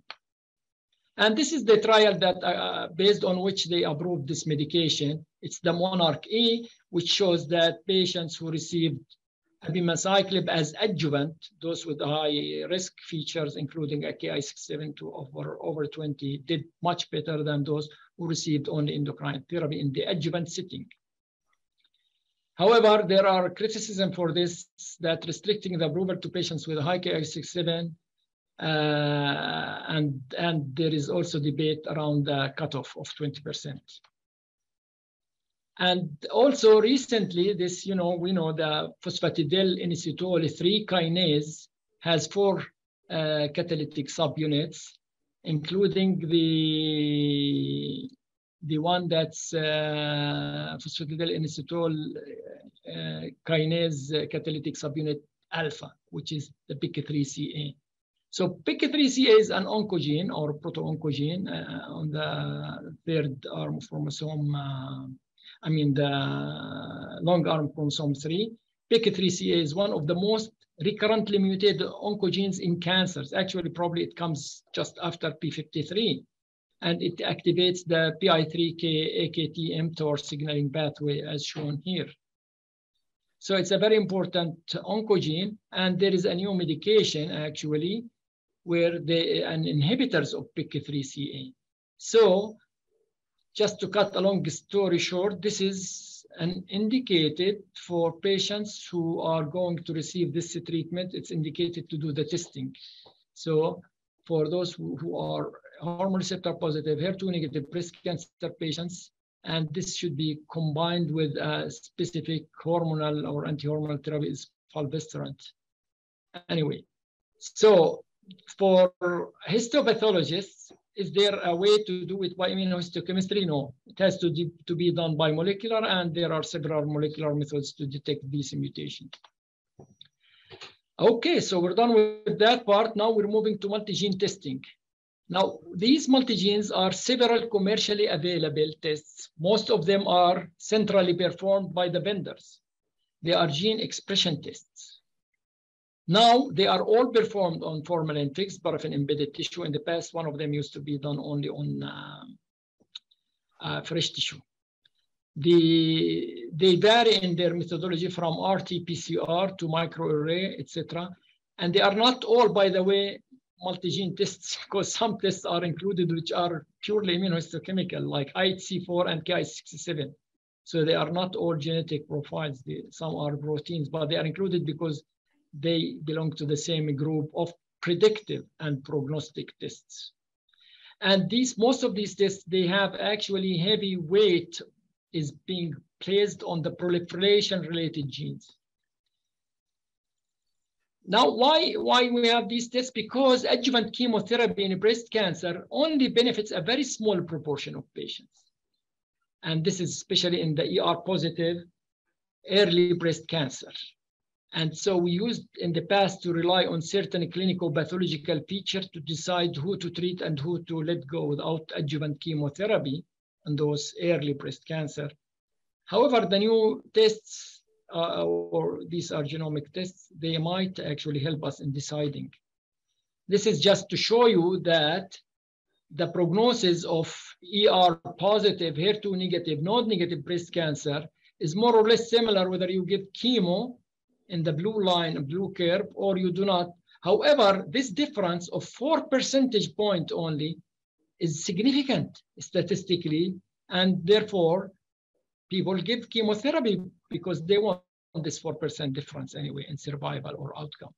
Same thing in the node positive. That was the node negative. The difference in outcome is less than 10%, and yet many patients, especially the node positive, they get chemotherapy. Now, just a point regarding prognostic versus predictive tests. A prognostic test, or assay, provides information regarding the outcome without intervention, without treatment. A predictive assay or predictive test predicts benefit or no benefit from an intervention, usually a treatment, and in this case, a chemotherapy. We need predictive tests for the early breast cancer patients, not a prognostic. I mean, prognostic are fine, but you need a predictive test that would predict benefit from chemotherapy. Now, this is showing you that age, tumor size, nodal status, lymphovascular invasion are all prognostic, but they are not predictive of response to therapy, while estrogen receptors, HER2, etc., and the multi-gene test, Ki67, are both predictive and prognostic. And there is a grading system for the quality of evidence. So, like anything, level 1A is the best evidence, best quality of evidence. And this is the NCCN guidelines. And just, you know, I don't want to go through the details, but the NCCN guidelines has listed all of these assays. And as you can see, if you look at predictive, there is only one test that is predictive. And this is the so-called 21 gene or Oncotype DX, either for node positive or node negative. It's predictive as well as prognostic. The rest or the other tests are okay, they are prognostic, but they are not predictive of response, not yet, not determined. And there is only other test, which is called breast cancer index, is predictive for extended endocrine therapy, not chemotherapy. So anyway, just to cut the long story, yes, there is one test that's better. And here, the NCCN guideline itself on how to deal with the patient, and this is the other one for the premenopausal and one for the postmenopausal. And what's the new is this ASCO guidelines that was published recently, showing that Oncotype DX for the node negative, either premenopausal or postmenopausal, and 1 to 3 positive nodes only for the postmenopausal. Oncotype DX is on top of the list for having the highest evidence quality and the highest strength of recommendation. And this is the algorithm on which test to use, and depending on the. So that was it for the genetic predictive test. I don't see the time in front of me for, I don't know, how many minutes do I have? Please go ahead. Okay. Please go ahead. Thank you. So now I'm going to talk about the newest thing, which is the PD-L1 in triple negative breast cancer. So there is one assay now, that's PharmDx PD-L1 22C3 monoclonal antibody. That's the same one used for, we use it in lung cancer routinely, okay, non-small cell lung cancer. It's a monoclonal mouse anti-PD-L1. And this is the one that's now used in triple negative breast cancer for assessment of PD-L1 protein, either on the tumor cells or the infiltrating immune cells. And it should be done on the link 48 autostainer of DACO, and it's an antibody from DACO anyway. And you use the Envision Flex visualization system, etc. It should be done on tissue fixed in 10% neutral buffered formalin. Actually, everything should be done on this marker because everything was done and validated on this, I mean, fixative, the 10%, as Dr. Ahmed Abdulaziz mentioned. The fixation time is between 12 to 72 hours. That's similar to other markers of breast cancer. It's not validated on decalcified tissue. Should not be done on cytology or cell blocks because you need the immune cells, which are not properly represented very much in these samples. Okay, so just to mention the various types of immunotherapies available in the market. And the various types of immunohistochemical assays present. It's a confusing thing. But, you know, regarding triple negative breast cancer, let's just look at the middle two columns, the pembrolizumab and atezolizumab. And these are the ones used in triple negative breast cancer. And the testing is called companion testing, not complementary. You see some of these on this graph, I mean, on this table, some are called complementary. Complementary means optional, you can do it or not. So oncologists wouldn't do it, wouldn't waste the time or the money to ask for it. Companion tests are obligatory, they should be done. So you can see for pembrolizumab and atezolizumab, these are companion testing for TNBC and other cancers or triple negative breast cancer. So we used to do the SP142 for triple negative breast cancer, but the Roche Pharmaceuticals, they withdrew the approval or this indication, and now we're left just with doing the 22C3 monoclonal antibody of DACO on triple negative breast cancer to obtain a combined positive score of more than 10, equal or to more than 10 is approved to use this medication in the adjuvant setting, and actually it could be in the neoadjuvant setting, but the neoadjuvant setting, you don't have to do this testing. So just briefly, how do we do the scoring? You know, combined positive score is that the last column here on this slide, where you count actually the immune cells, which are the lymphocytes and macrophages only, and the positive tumor cells, and you divide them by the number of tumor cells and you multiply by 100. Okay, and you need 100, at least 100 tumor cells in order to evaluate this. Okay, now the other formulas or other methods of calculating the PD-L1 or scoring the PD-L1 relate to different tumors as well as different antibodies, different clones, etc. So it's important just to mention the TPS, which is the tumor proportion score, and the TC, which is more or less similar. TC and TPS, which is tumor cell area TC. I mean, these are more or less similar, where you actually divide the number of positive tumor cells over the total number of tumor cells. And you need 100 or 50 tumor cells. Okay, so this is an example of PD-L1 CPS of 30, where you can see there is faint tumor cell staining, any membranous staining, be it complete, partial, or be it weak or intense, is counted. So here there are many tumor cells that are really partially and faintly positive, as well as there are many immune cells in the stroma surrounding the tumor. So counting all of those, this is a case just showing a positive case of triple negative breast cancer, showing a score of CPS of 30. So in summary, ER low, we talked about it, between 1 and 10, you have to have a note on the path report telling the oncologist that this might behave in a fashion similar to those that are negative.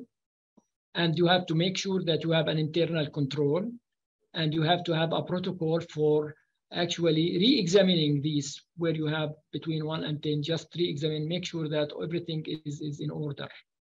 HER2 low, HER2, the update on HER2 is mostly on the equivocal-ish, that you have to go back to the immunohistochemistry to decide. And then we have the newly introduced HER2 low, the 1+ and 2+ with negative FISH or ISH. And we talked about the Ki-67, where it's really any Ki-67 that you validate is good for early hormone receptor positive, HER2 negative breast cancer with N1, N0 or N1. And you can use this between 5 and less than 5 or more than 30 to decide on chemotherapy in a place of oncotype or other multi-gene tests, if it is really validated. And then we have this new indication for Ki-67 for a new treatment, which is abemaciclib, in order to be used along with endocrine therapy. that has a cutoff of 20% if you use the same assay as they used, which is the MIB1 farm DX on the Echo Omnis. And also Ki-67 in general is prognostic. And then we have the PIK3CA, which should be done by molecular for hormone receptor positive HER2 negative breast cancer patients for combined alpelisib treatment with fulvestrant. And then we talked about multi-gene tests to skip adjuvant chemotherapy to save patients.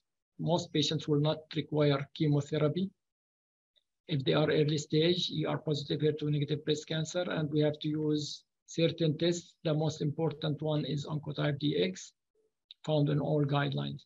And then we talked about the importance of doing PD-L1 and using 22C3 antibody from DACO in metastatic triple negative or advanced triple negative breast cancer with a CPS of more than 10, equals or more than 10. And thank you very much. That is it for mine. Thank you. Thank you very much, Dr. Meher, for this wonderful presentation.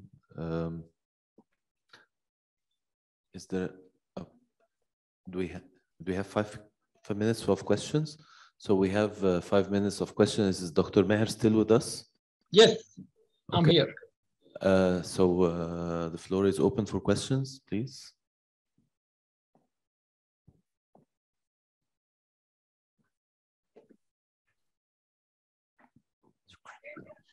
Thank you so much, Dr. Meher, for your informative lecture. And thank you, the chairpersons, for giving me the opportunity in NSL.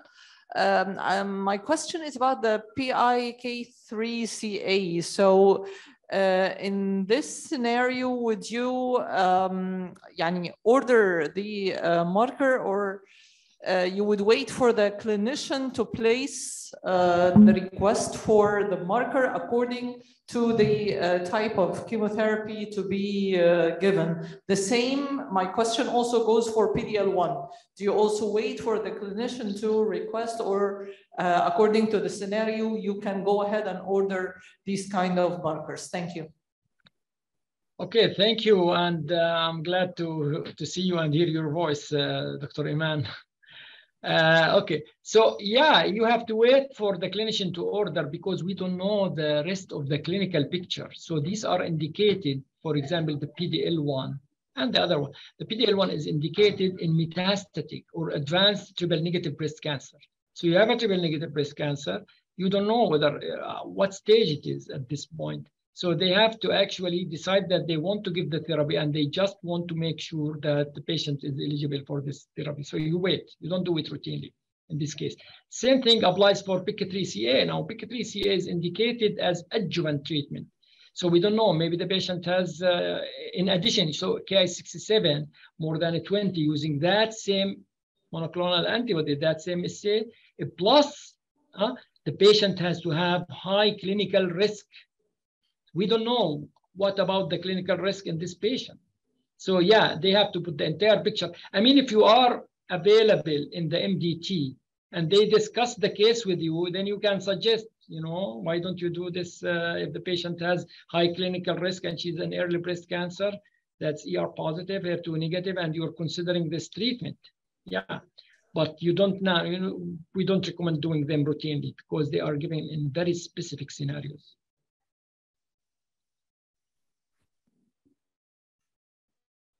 If you may allow me, Dr. Meher, another question. Has the digital pathology and the artificial intelligence يعني خدت تبوأت مقعدها في الأردن ولا لسه؟ لسه والله. No, we are not yet actually. Well, of course, we have a digital slide scanner, and other hospitals in Jordan, they have it. And they sometimes they do scanning of their slides and send them for telepathology consultation, kind of. For us, no, not yet. We're going to start soon. And of course, digital pathology first, just for, you know, we're going to start very slow and starting with one system only to see whether we can do the sign out of cases on our screens rather than, but you know, you have to have a very high resolution screen, certain specific screens, and then you have to scan all the slides. So if anybody wants to do that, the recommendation in the world nowadays is to go slowly by choosing one system. Make sure that you have everybody buying into this, and make sure that you have the best quality screens for the resolution. And it takes time initially. And the most important problem in digital pathology, as you know, is the storage. So that's a big issue. Any other questions?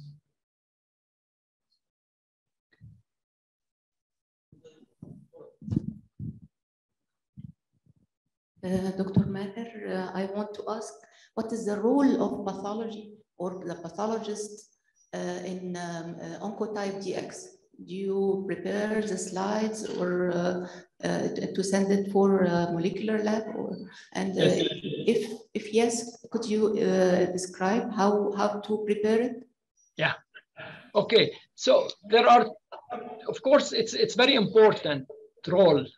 What we are doing is that once Oncotype DX is ordered for a patient, you know, it's done only in one place in California, and that's it. You can't do it anywhere or send it anywhere.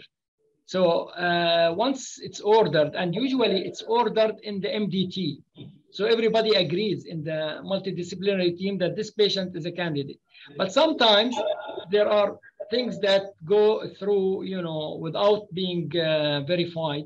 So my role is to verify. I make sure that this patient has her estrogen receptors done and they are positive, and make sure that her HER2 is negative, just to make sure. Otherwise, it would be a waste of time and money. It's an expensive test. It's not a cheap test. And then I make sure to choose the block. So there are two ways. Either you send them unstained slides, like 10 or 20 that are quite thick, so they can use. And or you can send the block. I take it easy on this, and I send the block, because usually these I send the excision specimen, because these are all coming after surgery. It's not, some places they do it on the core biopsy to decide on the neoadjuvant therapy, and that's like just very, very recent, and sometimes for adjuvant endocrine therapy. So forget about that. Let's, you know, the most important and most clear indication outside the trials and the studies is for the adjuvant therapy. And adjuvant therapy is something that is done after resection, after surgery. And there you have a big specimen. And sometimes it's like a small tumor, it's like 1 cm. But nevertheless, I send the block and they send it back immediately after they use it. And that's it. Just send, choose the block with the tumor to send it. And you fill the form, of course. There's a form. And they do it on NGS? I'm sure. I'm sorry, what? They do it on NGS, or which technique? It's an RT-PCR based. They extract RNA from the blocks. Believe it or not, it's RNA.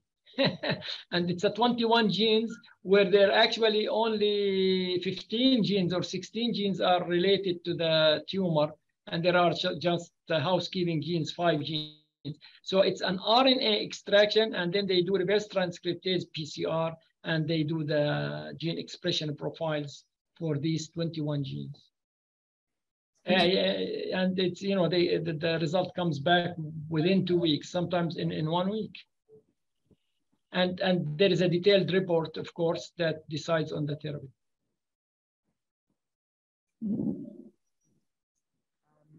I have a question for Dr. Nadia Mukhtar.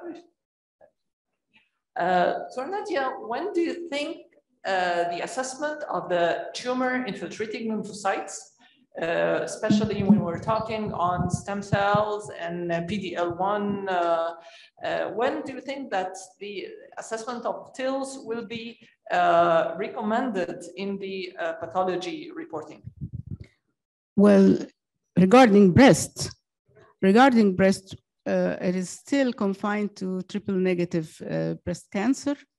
In the other tumors, although it has been said that it is also indicative in HER2 positive, but the most applicable one is the triple negative, because then they decide on a very vital treatment for them, which is immunotherapy. Unfortunately, they don't have much of help outside that. But with HER2 positive cases, they do have Herceptin, which will help anyway. So the most important and the most most important and indicative application is now, for now, in the breast restricted to triple negative breast cases. A recommendation from who? Guidelines. Yes, it is not a strict guideline, but it is. I think it is recommended for triple negative only, but you don't go further anywhere else. We don't do it except in triple negative.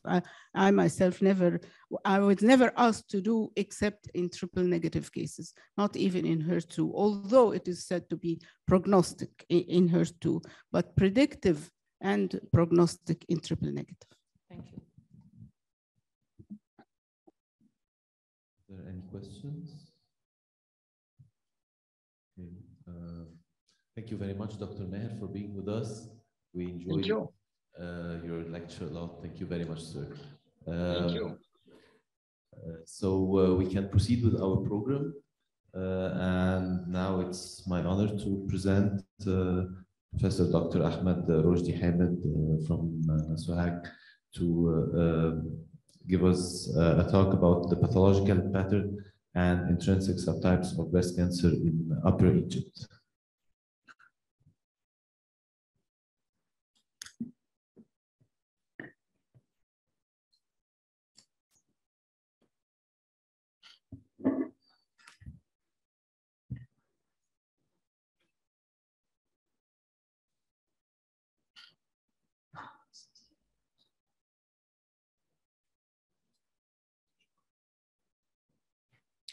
Assalamu alaikum wa rahmatullahi wa barakatuh.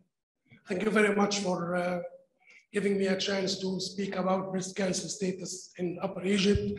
Thanks to Dr. Nadia and Dr. Shadi for introducing me. I will give a short talk about breast cancer pathological pattern and status of breast cancer in Upper Egypt. Breast cancer is the most frequent malignant tumor among women worldwide, and it is a common cause of cancer-related diseases among women in different societies. According to WHO registries, 2.3 million new cases of breast cancer have been diagnosed in 2020. The incidence, pathological pattern, and the outcome of breast cancer vary greatly among different societies. In Egypt, in 21, more than 134,000 new cases of cancer in general had been diagnosed. Breast cancer represented 16% of these cases. In women, breast cancer represented 32% of all cancer diagnosed in Egypt in 2020. Sohag Cancer Institute is the main oncology center in Upper Egypt. We have more than 400 visits per day. And the number of cancer cases diagnosed in 2020 inside the institute was 6,000 cases. 28% of these cases were breast cancer. From July 1st, 2021 to the end of June 2022, there was about 6,000 patients attended breast cancer clinic in Sohag Cancer Institute, and about 2,000 females participated in initiative program for early detection of breast cancer. We had more than 300 major surgeries for resection of breast tumors, and we have 138 frozen sections. Pathology lab in Sohag Cancer Institute received more than 6,000 pathology samples for pathological evaluation and immune staining. In this presentation, I will give data about the pathological patterns of breast cancer on a large scale number of cases. Patients registered at pathology lab during 2021 were all included in this analysis. Immune staining was performed by automated immune stainer. Hormonal status was evaluated according to all the scoring system that consider both intensity of immune staining and percentage of positive cells. HER2 was evaluated according to ASCO-CAP recommendation 2018. Internal and external control were usually considered during evaluation of immune stain sections. DOL-H technique was performed for cases with equivocal HER2 results. These are some selected examples for the immune staining of these molecules. Strong nuclear staining of estrogen receptor in tumor cells. An example for strong nuclear staining for estrogen receptors in tumor cells. And this is a case of HER2 positive score 3 HER2 expression, strong complete membrane staining of HER2 in most tumor cells with more than 10% of cells. Another example for moderate expression of HER2, which is equivocal score 2, moderate complete membrane staining of HER2 in more than 10% of cells. And this is an amplified DOL-H case of HER2 expression. Nuclear labeling of Ki-67 in about 35% of tumor cells. So the total number of cases included in this analysis was 1,333, which I think is the largest data have ever been. 1% of those patients were males. About 15 males were included in this analysis. The age of the patients ranged between 23 to 91 years. The mean age was 53 and the median was 52. In 118 patients, that represent 9%, there was a personal or family history for the disease. Age categories, we have about 46% of the patients are younger than 50 years. And we have 18.6% of the patients are younger than 40 years. And I think this data is consistent with the data shown from my professor, Dr. Nadia, since a while. Unfortunately, we have 2.4% of the patients are younger than 30 years, which about 27 patients.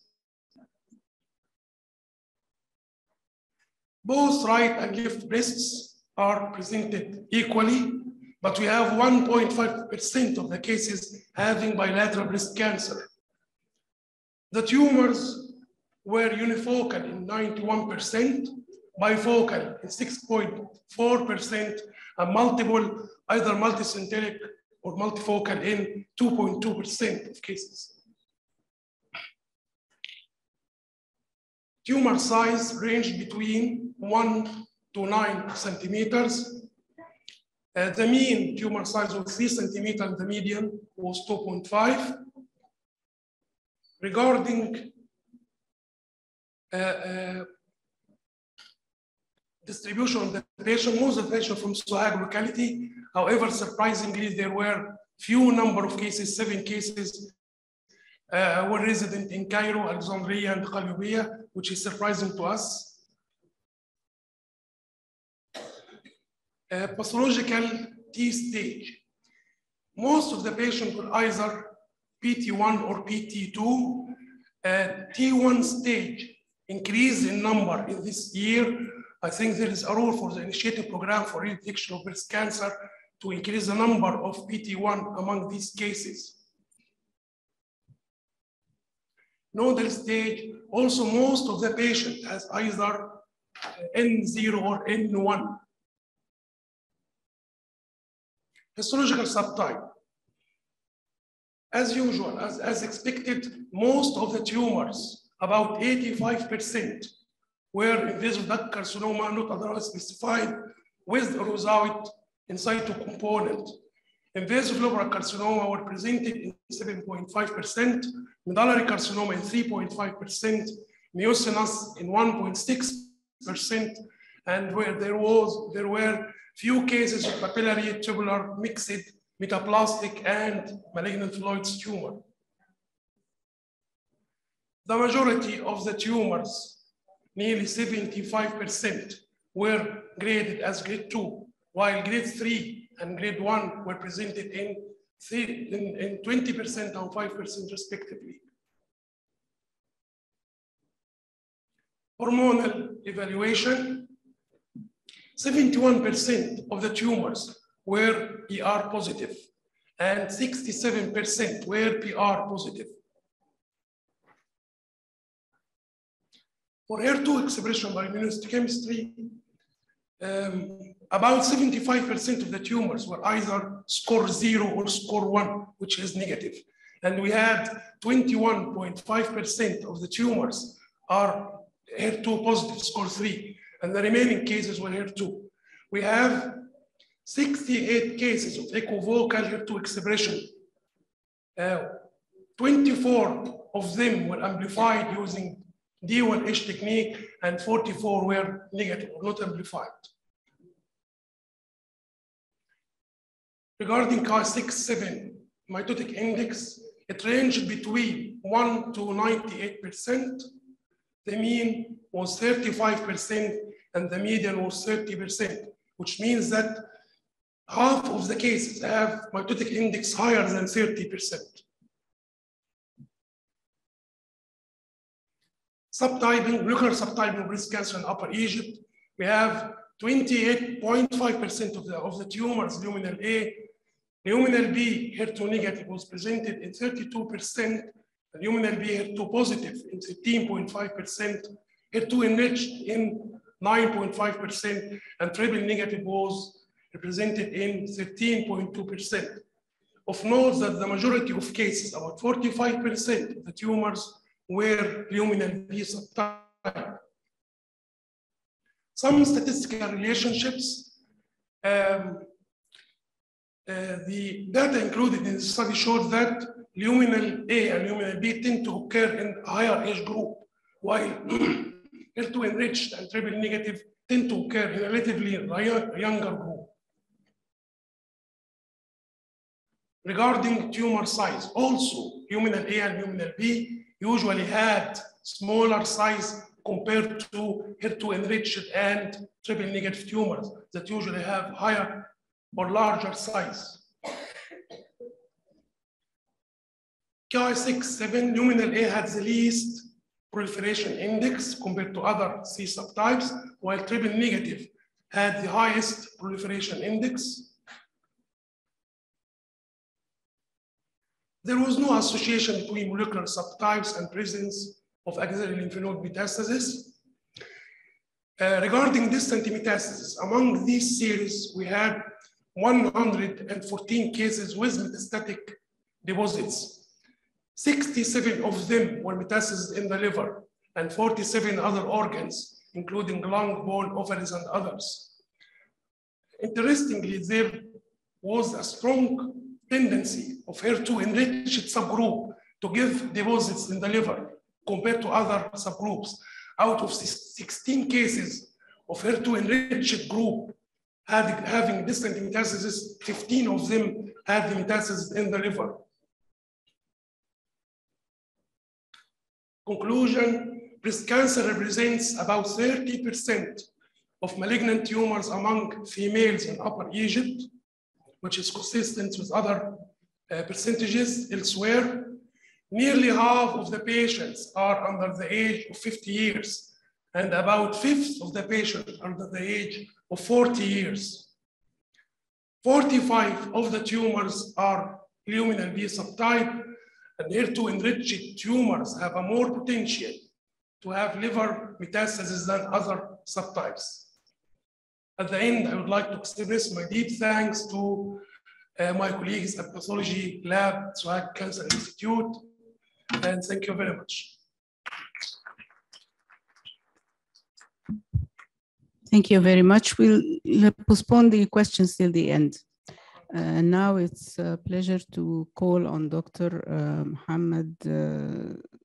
Nasr Mohammed from Azhar University. He's going to compare the touch imprint versus the frozen section in sentinel lymph node biopsy.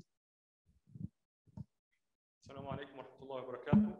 في البداية my pleasure to be here with great professors Dr. Nadia, Dr. Elianis.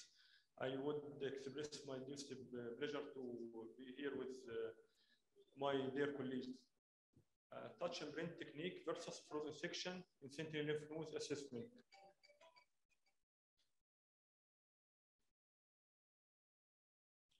Breast cancer is a prevalent cancer in women worldwide. Management of breast cancer guided by extent of disease and biological feature of the tumor. Metastasis to axillary lymph nodes is an important prognostic factor in breast cancer. Since late 1970s, sentinel lymph node biopsy has been used for several solid malignancy to identify lymph node metastasis. Recent evidence suggests that axillary lymphadenectomy is not required for breast sentinel nodes with micrometastasis less than 2 millimeters. Sentinel lymph node biopsy is associated with less surgical morbidity than complete lymphadenectomy. Axillary lymph node dissection may result in lymphedema, nerve injury, shoulder dysfunction, and other short-term and long-term complications, limiting functionality and reducing quality of life. Sentinel lymph node biopsy is a less invasive method for assessing nodal involvement. This diagrammatic shows the distribution of lymph node, axillary lymph node, supraclavicular lymph node, and internal mammary lymph node. The intraoperative frozen section is the recommended method to detect breast cancer metastasis to axillary sentinel lymph nodes. However, frozen section is not widely available and requires an experienced staff.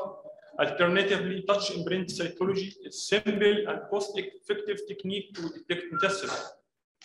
Intraoperative touch preparation is highly accurate for determining positive breast cancer margins and thereby reducing the need by second surgeries. It also may be useful in determining the status of sentinel lymph nodes during the initial surgical resection. Indication of sentinel lymph node biopsy, early T1 to T2 invasive breast cancer and clinically negative axilla. Women with ductal carcinoma in situ undergoing mastectomy are sentinel lymph node biopsy candidate. Patients with ductal carcinoma in situ in whom large resection or oncoplastic procedure is required.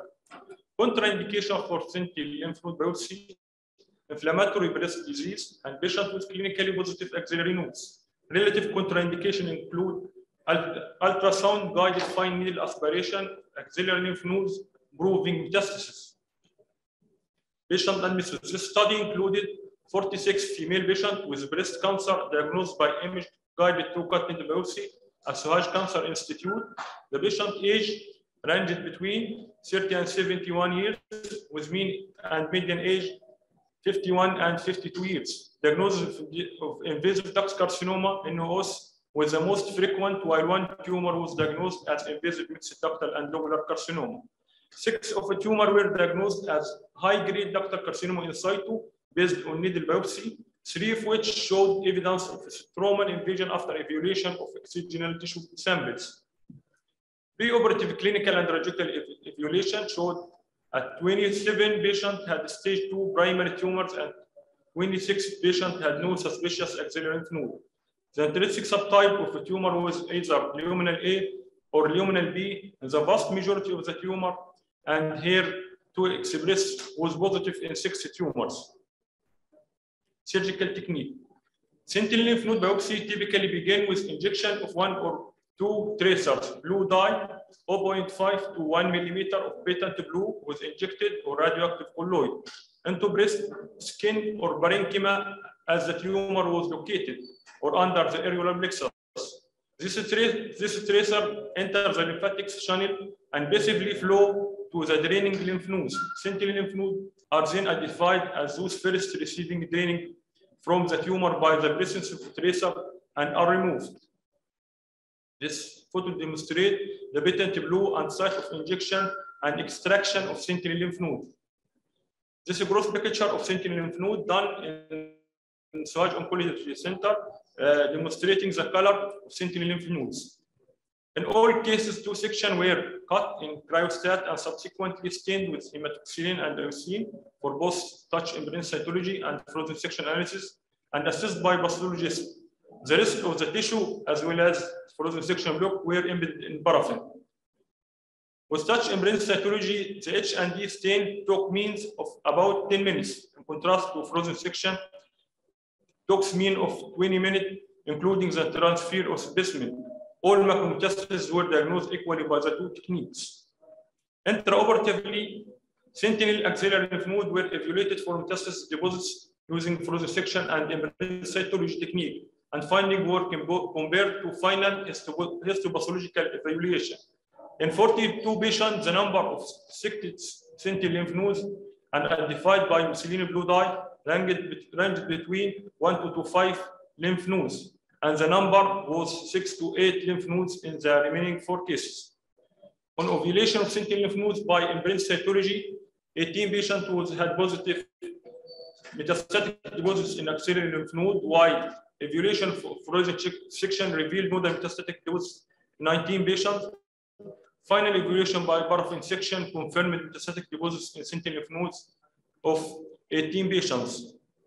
Statistically, there was strong correlation between the result of imprint cytology and the frozen section. Also, finding of both imprint cytology and the frozen section are strongly correlated with final nodal evaluation of sentinel lymph node by paraffin sections. The sensitivity and specificity of imprint cytology to detect axillary lymph node were 96% and specificity 94%, respectively, and with those of frozen section were 96% and 100% respectively. This is photo demonstrate positive sentinel lymph node by touch imprint. Here we show the cluster of malignant cells and the background of lymphocyte. Another photo showed diffuse infiltration of sentinel lymph node by malignant cells, show all criteria of malignancy. Another photo demonstrating positive sentinel lymph node by touch imprint technique. This photo demonstrates negative sentinel lymph node by touch imprint technique. There is only lymphocyte in this picture. This is frozen section by intraoperative. Paraffin section of sentinel lymph node show cluster of malignant cells in the draining lymph node.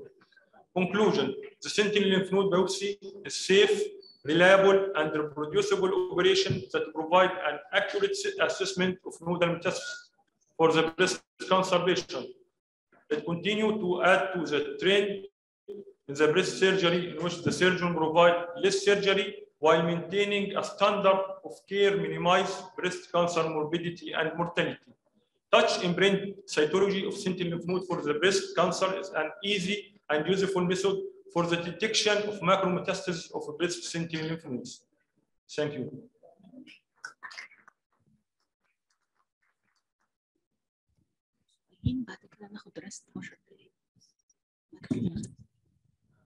Questions? أيوة دكتورة إيمان.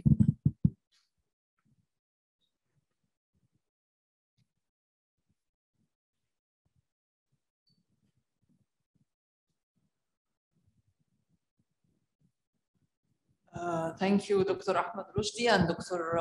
Nasr. And my question is for you, Dr. Nasr. You put the section on the cryostat and you take the touch imprint from the cryostat. Touch imprint, we slice it. We first identified the sentinel lymph node by the surgeon. We do the section of additional fat. Then we slice the sentinel lymph node and do touch imprint first. First, before putting the section on the cryostat? Yes. Okay, so based on your experience, can you rely on this touch imprint and spare the cryostat section? Because, and why I'm asking this, because our problems is usually with small lymph nodes, where if in the case we put it in the cryostat, then we don't have enough for Yes. the paraffin. And sometimes, of course, small lymph nodes, when they are put on the cryostat, they are also distorted, or they give us problems in diagnosis. Yes, we can do touch imprint only. There is in How some, do you do it? in some situation there is the sentinel lymph node is very small. If we put it in cryostat, it may be lost. So we first do touch imprint cytology, Okay. and the remaining of the sentinel lymph node we do for paraffin section. Do you put it between two slides and take your imprint? I prefer to bisect the small lymph node on the slide. We stain it. Okay, okay. And you take your imprint by rubbing the tissue. Yes. Okay. In the end, you said that it's useful for the macro metastasis. Does this mean that if it's a grossly negative lymph node, you don't favor doing a touch imprint if it's grossly negative? We do touch imprint for all sentinel lymph nodes. All sentinel lymph nodes. شكرا. لا هو كان سؤال الدكتورة إيمان يمكن أوضح أو أنا كنت هسأله بصراحة. You mean to say that the micrometastasis is not picked up by the imprint but picked up by the frozen? touch المايكروميتاستاسيس مايكرو هو دايما المشكلة في المايكروميتاستاسيس. So هنا بقى which method is more reliable? In my opinion, touch imprint cytology. Touch imprint is more reliable than frozen section in micrometastasis. سؤال على التكنيك اللي حضرتك بتستخدمه. حضرتك بتعمل سكشن للليمف نود وبعدين بتعمل just touching السيرفيس بتاع الليمف نود على السلايد. just touching. ولا بتحرك يعني لا touching mini touching of the يعني بتعمل كذا touching. بعد كده هل بتاخد scrapping برضه ولا just touching؟ In some cases we do scrapping. اوكي طب عند حضرتك من الاكسبيرينس بتاعك السكرابينج ممكن يطلع اكتر من التاتشنج ولا العكس، ولا اوقات سكرابينج بيعمل مثلا كراشنج اوف ذا سيلز ولا السكرابينج بيدينا اكتر سيلز مور سيلز. اوكي يعني انا I have يعني my own experience برضه في الحته دي، انه يعني في المايكروميتاستس اوقات لانه المورفولوجي بتاع التيومر سيلز في الكرايوستات يعني بيبقى او في الفروزن سكشن ما بيبقاش بيبقى في swelling of all the cells وكده. اوقات الواحد يعني مش متاكد are these really tumor cells ولا دول مثلا ماكروفيجز سب كابسول ماكروفيجز. واوقات يعني انا يعني اوقات بلاقي انه الانتربريتيشن اوقات بتاع التاتش بريب او التاتش امبرنت بتاع الليمف نودز اوقات بيوضح المايكروميتاستس اوقات اكتر من ده. بس ده بالنسبه لي يعني يمكن انا مثلا مش انت قلت كده هو قال كده بس يعني برضه باكد اللي انت بتقوله ده. This is دكتور احمد موجود. عنوان المحاضرة بتاعت حضرتك pattern of okay. Did you see any difference in pattern between Upper Egypt and elsewhere in Egypt or somewhere else in the world?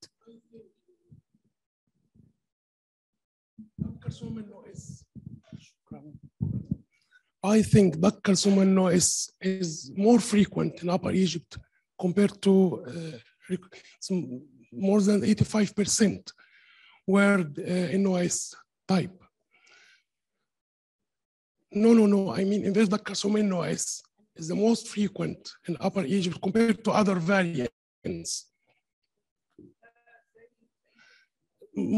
Most publications says from 75 to 80, we have more than 85%. I have a question to Dr. Nasr. Do you use Tridine blue or what type of stain do you use? Hematoxylin and Eucin. Hematoxylin and Eucin. And sometimes we do Babstein, if available. We don't throw to no. Or No. Not available at our center. Thank you. Thank you.